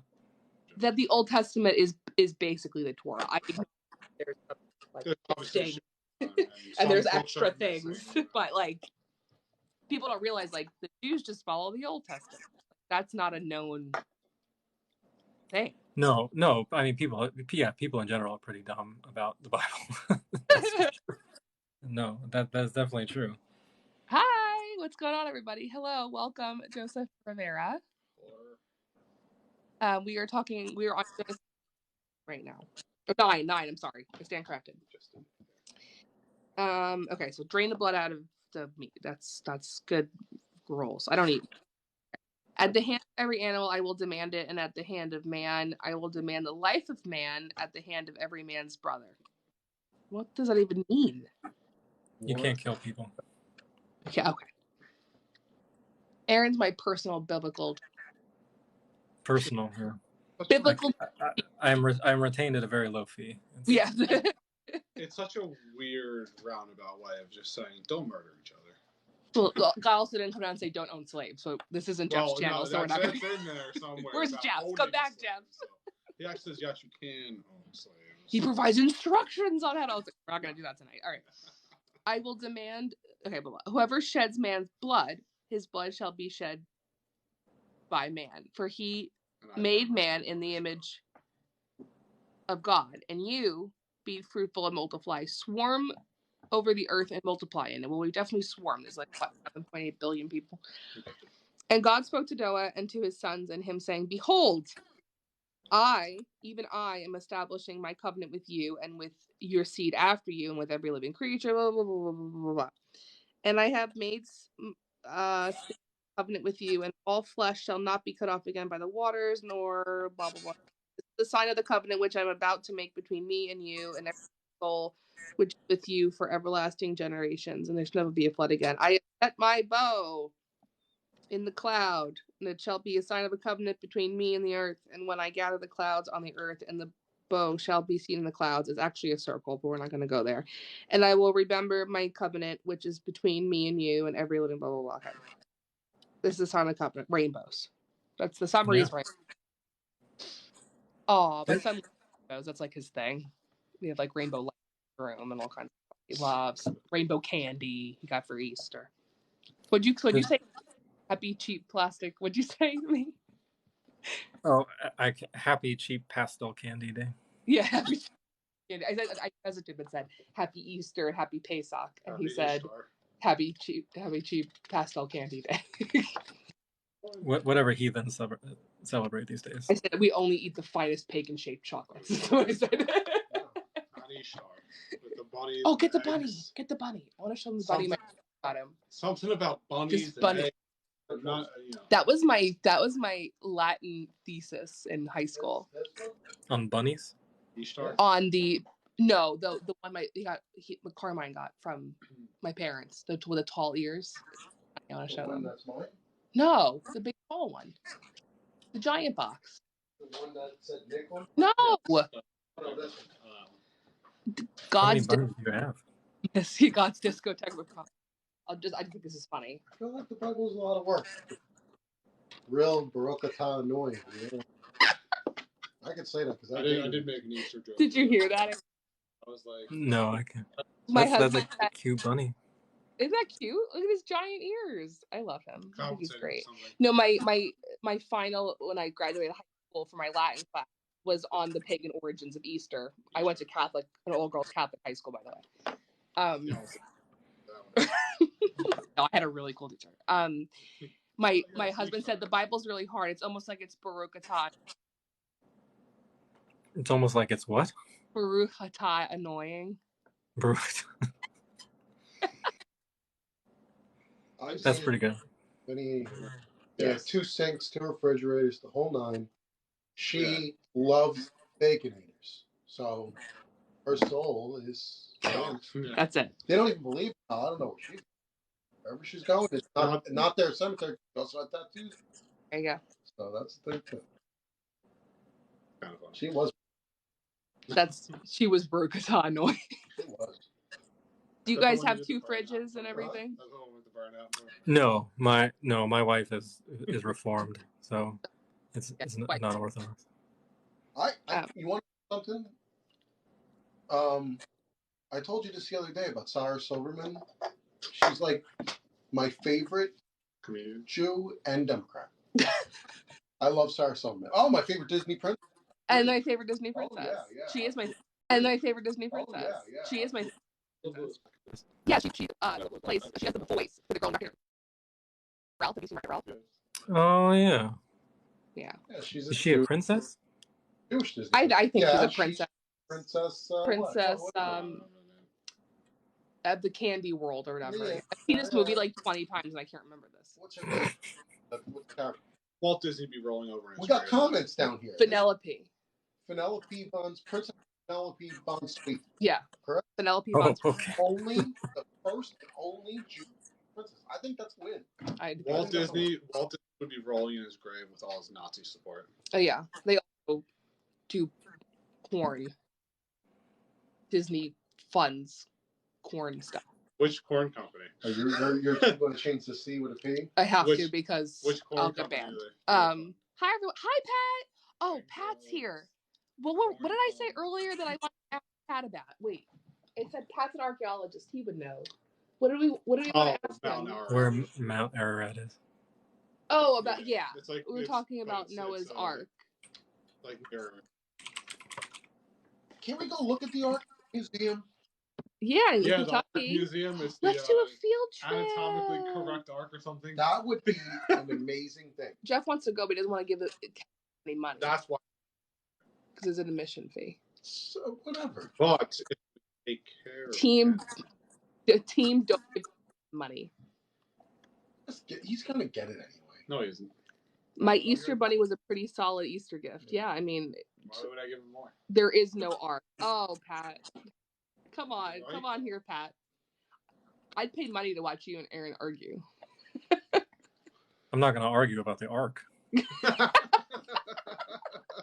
It's not an Ark. It's an asphalt box. I could argue that. The guy that I employ, whose name is Noah, Oh, yeah. And I named his computer when he first started working for us, the Ark, and he's never said anything about it. Never said anything. It pops up on all the networks. He clicks on it. He logs in. It pops up the Ark. He never put it together. That's amazing. Noah's great. We love him. He's going to be in Columbia. He's leaving it. Oh, going to Columbia. man. Thanks for him. All right. He was just We in are Chicago on. for a week. Don't eat the blood. Blah, blah, blah. Everything is yours. Everything's Eat yours. And fuck all of it. Don't kill. Oh, sure, Pat. Thank you. I appreciate Don't you. kill each other, or else you'll be killed by each other. Okay. Rainbows. Okay. That's really important. So before this, human beings couldn't eat animals. So this is like the beginning of human beings being able to eat animals. Oh, so this is where we started to gain intelligence. Thank you. Say it again, Aaron, because I tried to make this point when we were doing the garden and everything like that. And I said, I said people couldn't eat animals. So they were arguing with me. Say it again, Aaron. Animals were people could not eat animals before this. Before this, as in Genesis 9. Yeah. How many pages are in? Not many. Well, it depends on the text. Well, yeah, I mean, this is an interlinear Bible. Weren't the Egyptians eating animals? Oh my God. In the story, in the narrative of the story, people hadn't eaten animals before this. Harry Potter couldn't do magic for the first. Well, did he accidentally did magic? He did accidentally do magic. He did violate the rules and regulations of the non-wizarding world. He did, and he had to go to the Wizarding Gang. Yeah. Harry Potter's a bad boy. And then Cho Chang was like the most racist. Well, no. Kingsley Shaq, the most racist name you can come up with. No racism. Knock it off. Sexism. Knock it off. Homophobia. Knock it off. Okay. And the sons of Noah that went out of the ark were Shem, Ham, and Japheth. That's what we're gonna go with. Jeff. It's Jeff. No. Jeff. And Ham is the father of Canaan. Oh, here we go. Oh, here we go. Beautiful Canaan. The curse of Ham. These are the three sons of Noah, and the whole earth was overspread from them. They were very busy. Overspread the entirety of the earth? Yeah. How many continents were there? Pangea. There was one continent. How many continents were there? Oh, no. I'd like to know about the geographical positioning at this point in time. Is it Pangea, Aaron? Well, they're in like Turkey. I mean, it's the whole world that somebody in the ancient Near East would know. So we're just talking about the Mediterranean region. We're not. What flavor is that? I have some. Anthony's refusing to share his pineapple mango lemonade with me. That's a sin. Okay. And Noah, a man of the ground, began and planted a vineyard. Womp womp. And he drank from the wine and was drunk, and he uncovered himself inside his tent. And Ham, everyone knows what I'm going to say. Let's not even read it. The curse of Ham is largely a misnomer. Okay, that's a hot take. Your viewpoint is that I'm trying to figure out how to word this so that I don't get in trouble. Assaulted. I don't want to speak for you. Your viewpoint is what happens here. Everyone who's watching right now knows what this. I'm not going to read it. What? What actually happened in this tent? Noah got drunk and he forgot his pants, or like what's going on? I mean, the text is really ambiguous about it. The explanation I've heard most frequently is that Ham assaults his father, and so there's some language there that's very similar to the language that's used later in Leviticus about prohibitions on incest. So it seems like there was some sort of incestuous assault involved. All right, so hold on. Curse of Ham. Well, it's not really they call it the curse of Ham, but it's really the curse of Canaan because he doesn't curse Ham. Curse of Ham. That language is similar to the language in Leviticus. Yeah.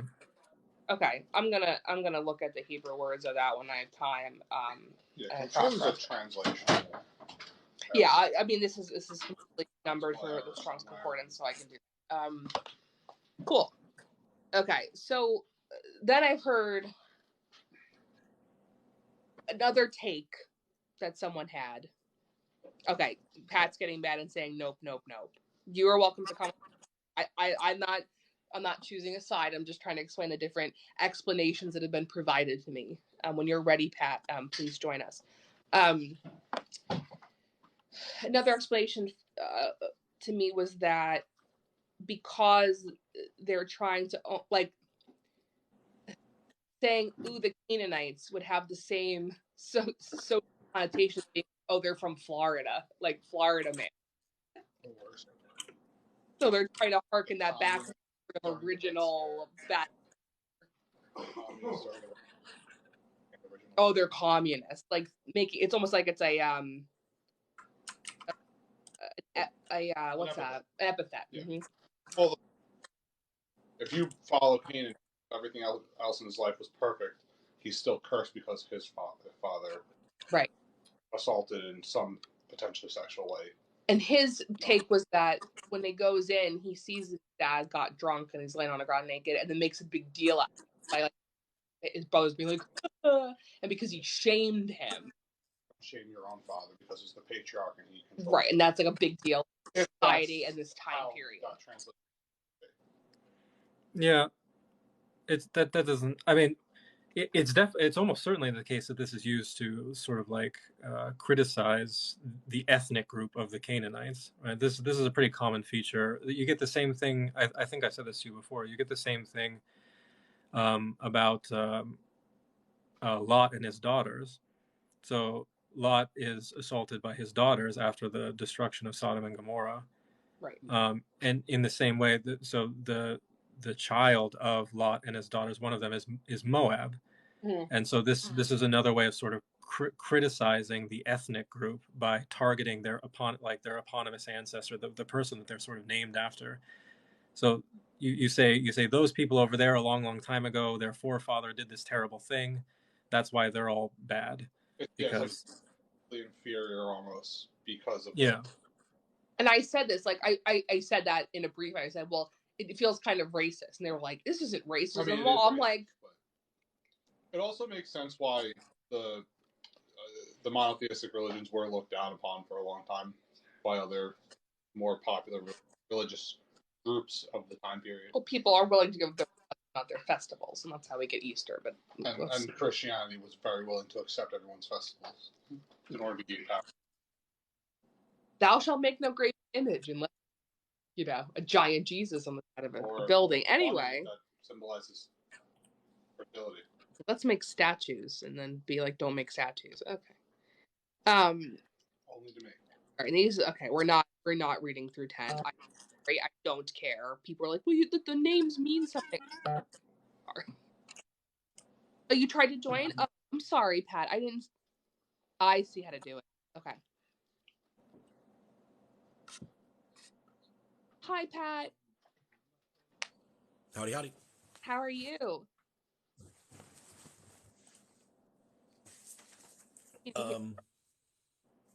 So as far as the curse of Ham, or really the curse of Canaan, I know there is some fair amount of apologetics regarding the act being directly against Noah, and Noah being a man of the earth, typically referring to his being a farmer. He plants a vineyard, agricultural inference. The issue being father replacement and usurpation in the ancient world. There's several examples in the Old Testament regarding sons, in order to remove their father as leader, particularly eldest sons, sleep with their mother because their mothers are typically younger than their fathers. It's a pretty common motif in ancient mythology and biblical literature as well, that Ham's actions were against his mother. Seeing the nakedness of his father is actually seeing having knowledge of his mother. And there's other parallels in other texts in the Old Testament that actually talk about the nakedness of the father actually being knowledge of his mother. So the reference is pretty clear throughout the text, and this is an attempt by, maybe a reference. I don't think it's actually. I think it's more of a cultural projection than an actual historical document. But the issue being that there was the story is that Noah was tried to be replaced by an eldest son. That son was not granted success. His brothers didn't go along with his attempt to remove his father in leadership. And so for that reason, that's why Canaan's cursed, is because typically sons that failed in their attempts to remove their father from power were, either had to flee and or were purposely expelled from the tribal groups. And this is typically how a lot of anthropologists view this, as a attempt to remove a father, or in the, a lot of times it happens in kingdoms as well. But there are parallels in other accounts in the Old Testament that show this as well. So this is what many people actually think. That too. And what? Adam, I want to corroborate. Adam and I had a brief conversation about this, and he said what Pat just said. So I'd like, Aaron, what is your thoughts in response to that perspective? Yeah, that's possible. I mean, the language for sleeping with your father's wife would be very similar. You could the language here could also be that. I mean, Noah specifically says in verse 24 that the problem was something that was done to him. So I would expect that if it was with his wife, that he probably would have said, "It's with her. What have you done to her?" But no, I mean, why would you assume that, though? Given the proprietary nature of women in ancient Judaism, particularly at this period. Well, we're not really talking about ancient Judaism. We're talking about a story that's a lot older than. We're talking about ancient Israelite religion. Well, it precedes Israelites too. We're talking about the ancient Canaanites, right? Right. Well, I'm saying we're talking about the group that wrote the text. But I mean, that doesn't matter that much. No, I'm saying that in verse 24, he says that it was this thing that you've done to me, what my youngest son has done to me, as though this was directly done against him. Right. But the same language would have been used if it was against his wife, because the offense is against the head of the house, the head of the family, is it not? Right. The saw the nakedness of his father could be him or a relative. Right, so that specific idiom could be him or a relative. But then, so I as far as that line is concerned, I would say, yeah, that could be anybody. But then when he says against me in particular, that's what makes me think that it is more him in particular. And so you actually think it's an offense against Noah? I think that the best explanation is that Ham directly assaulted his father. Okay. But I mean, the text is super ambiguous. I mean, it's not like I don't think anybody can nail it down exactly. Well, but then, given the nature of incestuous conception, the children are cursed under many ancient Semitic societies. Yeah, you'd have to give me an example. That explains the curse of Canaan versus Ham being directly cursed. Do you have an example? Well, we can look. Sorry, what? Sorry, Pat, you cut out. Can you say that again? Sure, the sins of the father we visit upon. As far as the sins of the father, we can talk about how children of marriages were not considered legitimate in these societies. I mean, this is both anthropologically and I'm not at home. I'm just calling in. But I mean, I can pull references if that's what it is. But I mean, that's why many people who study this text are actually understanding that's why it's directed at Canaan versus being directed at Ham himself, because Canaan would have been an offspring that had to be dealt with culturally, given what occurred in this instance. Right. I was asking, do you have an example of where there's this incestuous attempt to sort of overtake a family and then a son is punished as a result? Like that specific scenario?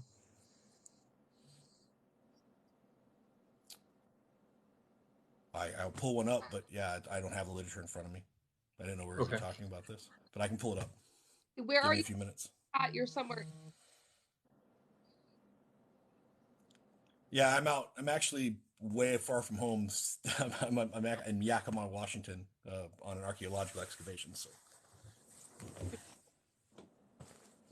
I have intermittent cell connectivity. No worries. Whenever the two of you have an opportunity to, I would love to get more information on the examples that you're using to bolster your perspective on this part of the text. And if you want to talk about it, or message them to me or something, I would love to see that and put them side by side for people to examine, because I think it's a interesting area of contention here in the text.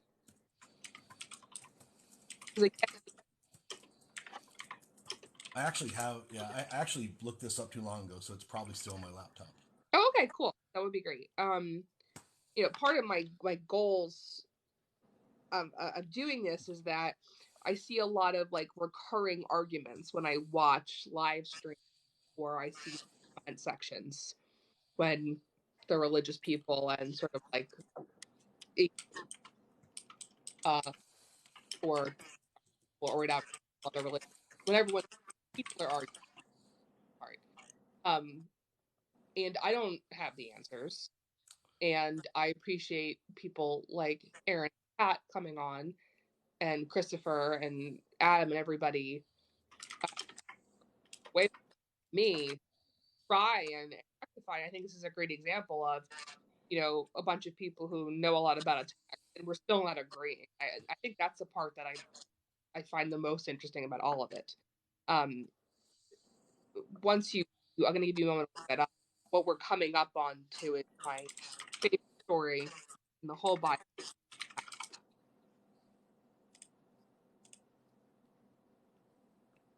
And we will end on that note once we read the Tower of Babel.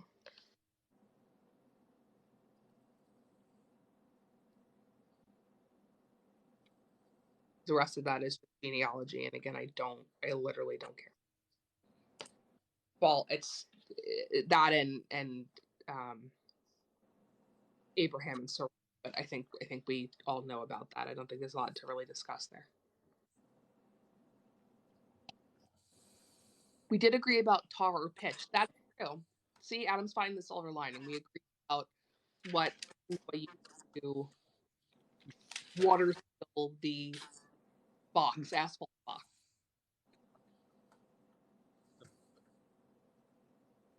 Pat, we've decided the ark was not a boat; it was an asphalt box.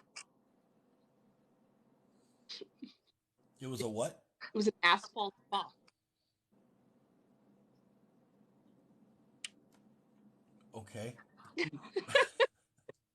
With one window. With one window.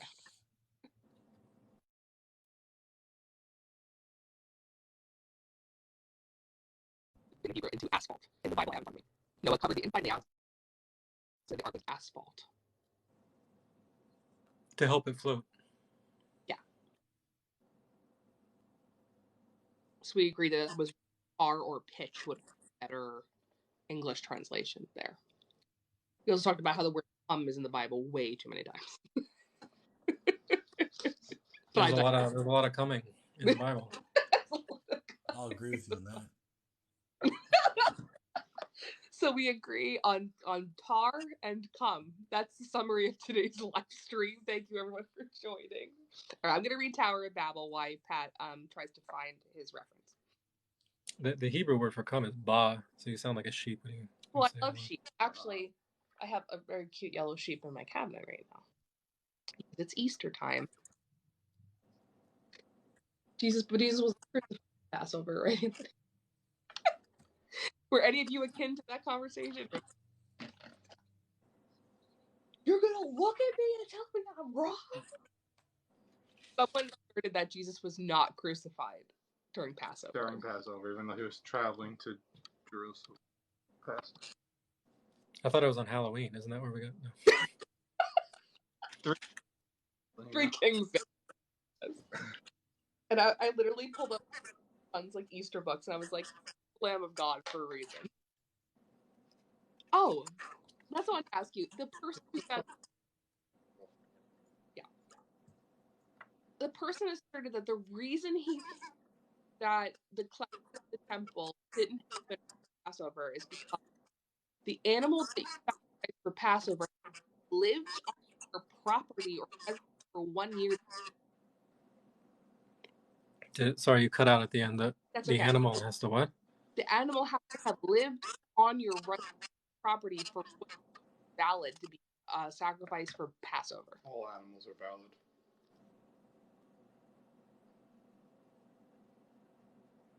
Yeah, I had never heard that before. I don't know. Yeah, where that comes from. Scoured the all kinds of laws for a while. I was like into like. Sounds like just some sect that maybe has their rules be different. Yeah, he also has a noon in Arabic on his hat to represent the Nazarene. Doesn't make any sense, but that's a whole other point. Okay, well now I can't hear the song Bob Bob and even say anymore. Bob, sheep, have you any? Now it's ruined. It's now just come sheep. Okay, let's read Tower of Babel. I don't think we're gonna be done. I think that lost connection. This is the echo getting bad. Hold on, let's see if I can. Did you bring the charger over? There's one sticking out of like where everything's plugged in the video games. I think it's because my battery's low. That is the pre-tribulation rapture biblical? I don't even know what that is. That's not a flood story question. Okay, but can we answer it, or is that not right? I mean that it depends on who you ask. I mean, different Christian denominations are going to argue about their eschatology, but so I mean, really the only answer you can be given is sort of a confessional answer on the basis of what a person thinks is going to happen. Gotcha. I like how Mormons think that I Adam said, "Let's put that on water for now." Adam's got some good jokes tonight, man. Is that better? Is my audio better now? I'm just gonna give everyone a moment. I want to make sure I fixed it. Sounds good to me. Okay, I'm gonna read the Tower of Babel. We're gonna be done.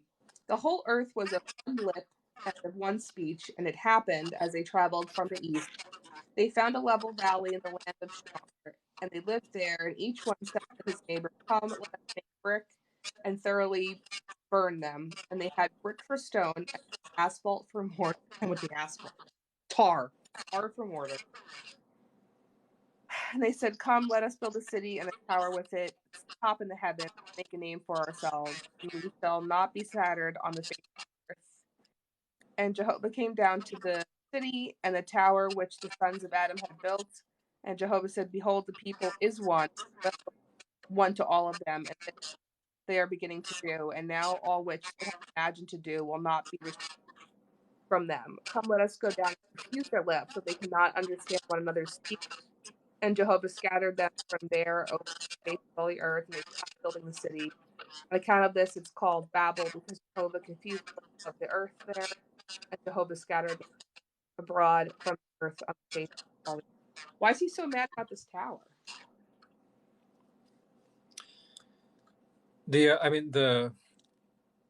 One of the Yahweh's main concerns is the preservation of the boundary between the divine and the human. So that's why, I mean, it's the Yahweh who tells the story about the angels coming down and sleeping with human women. It's the Yahweh who tells the story about eating from the fruit of the tree of the knowledge of good and evil and becoming like God. And it's the Yahweh who tells the story about the Tower of Babel, about human beings trying to build their way up to God. So each of these is sort of instances of human hubris, of trying to be too much like God. And God has to sort of keep intervening in order to preserve this boundary between himself and human beings who keep stubbornly trying to cross it. Interesting. Oh. It also explains where languages come from and why we have linguists and stuff running around. Well, yeah, I mean, that's sort of my thing is so you should be happy you have a job because of don't whine. This is important. Nothing else could have but to the development of different languages. Well, that was the hill I will die on, Anthony, and that's a great point. That is language that is ever evolving, and you can live like 20 miles away from someone and have completely different slang terms for things. There is no, from my scholarly and personal opinion, and this is the hill I will live and die on, and anyone's welcome to join in, comment, or whatever.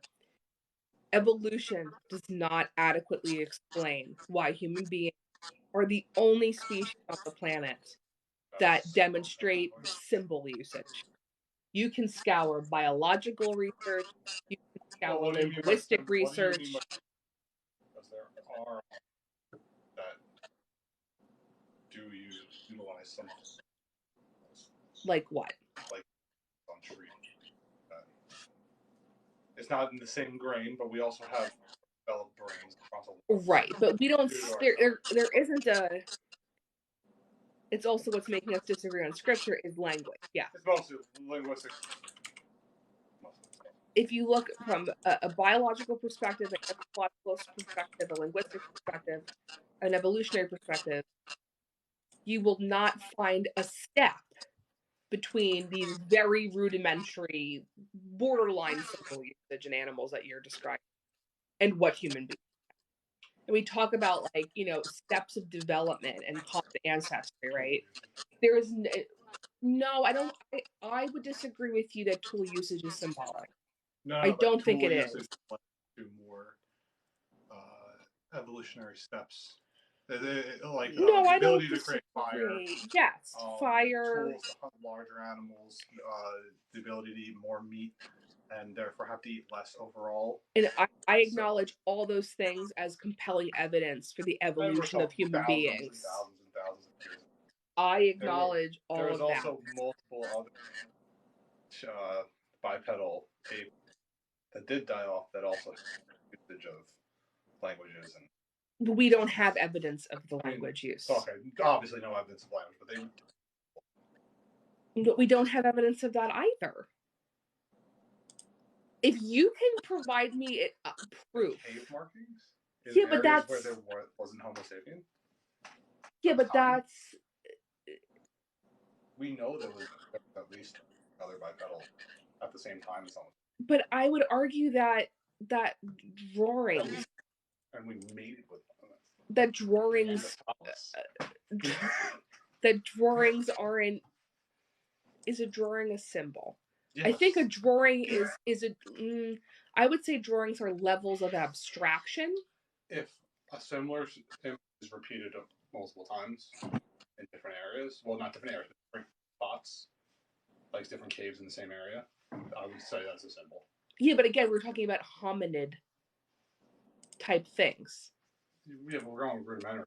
We don't see any other species. No, not right now. They're not another species, really. They're like a common ancestor, right? We don't see another species that provides. Apes so far are the only greater group that. But the only reason that apes, monkeys, whatever, what's her name did. Well, I'm sorry, including us in that apes. Yes. They can learn sign language, yes, through operant conditioning. Yes. From human beings on their own. Yeah. They don't demonstrate anything close. I mean, think about letters. We're talking about arbitrary symbols that represent arbitrary sounds, that represent arbitrary concepts that are agreed upon by a society. I mean, it is so complex. Usually it was because of a ruler that changed. Okay, you and I are going to continue this conversation. We're going to this because there's a lot of basis in engineering when it comes to like the necessity of creating something new versus just creating. Nothing's just created. It's always based on a necessity.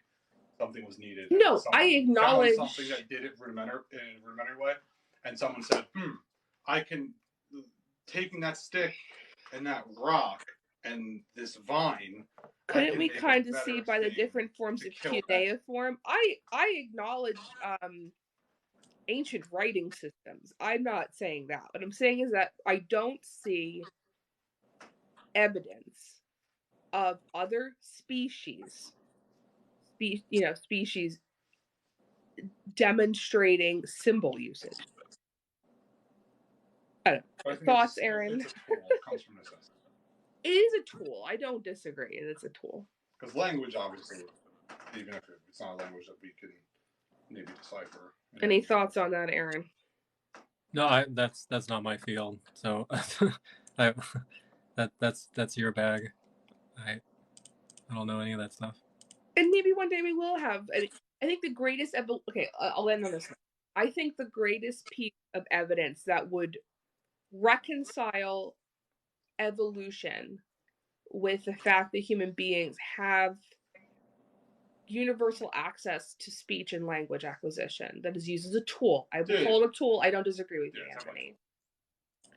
Is the fact that the positioning of the human larynx is such that allows us to speak and talk at the risk of aspirating our own food, water, and saliva, choking and dying, which places speech and language at such an evolutionary advantage that we were willing to risk choking and dying to acquire the skill.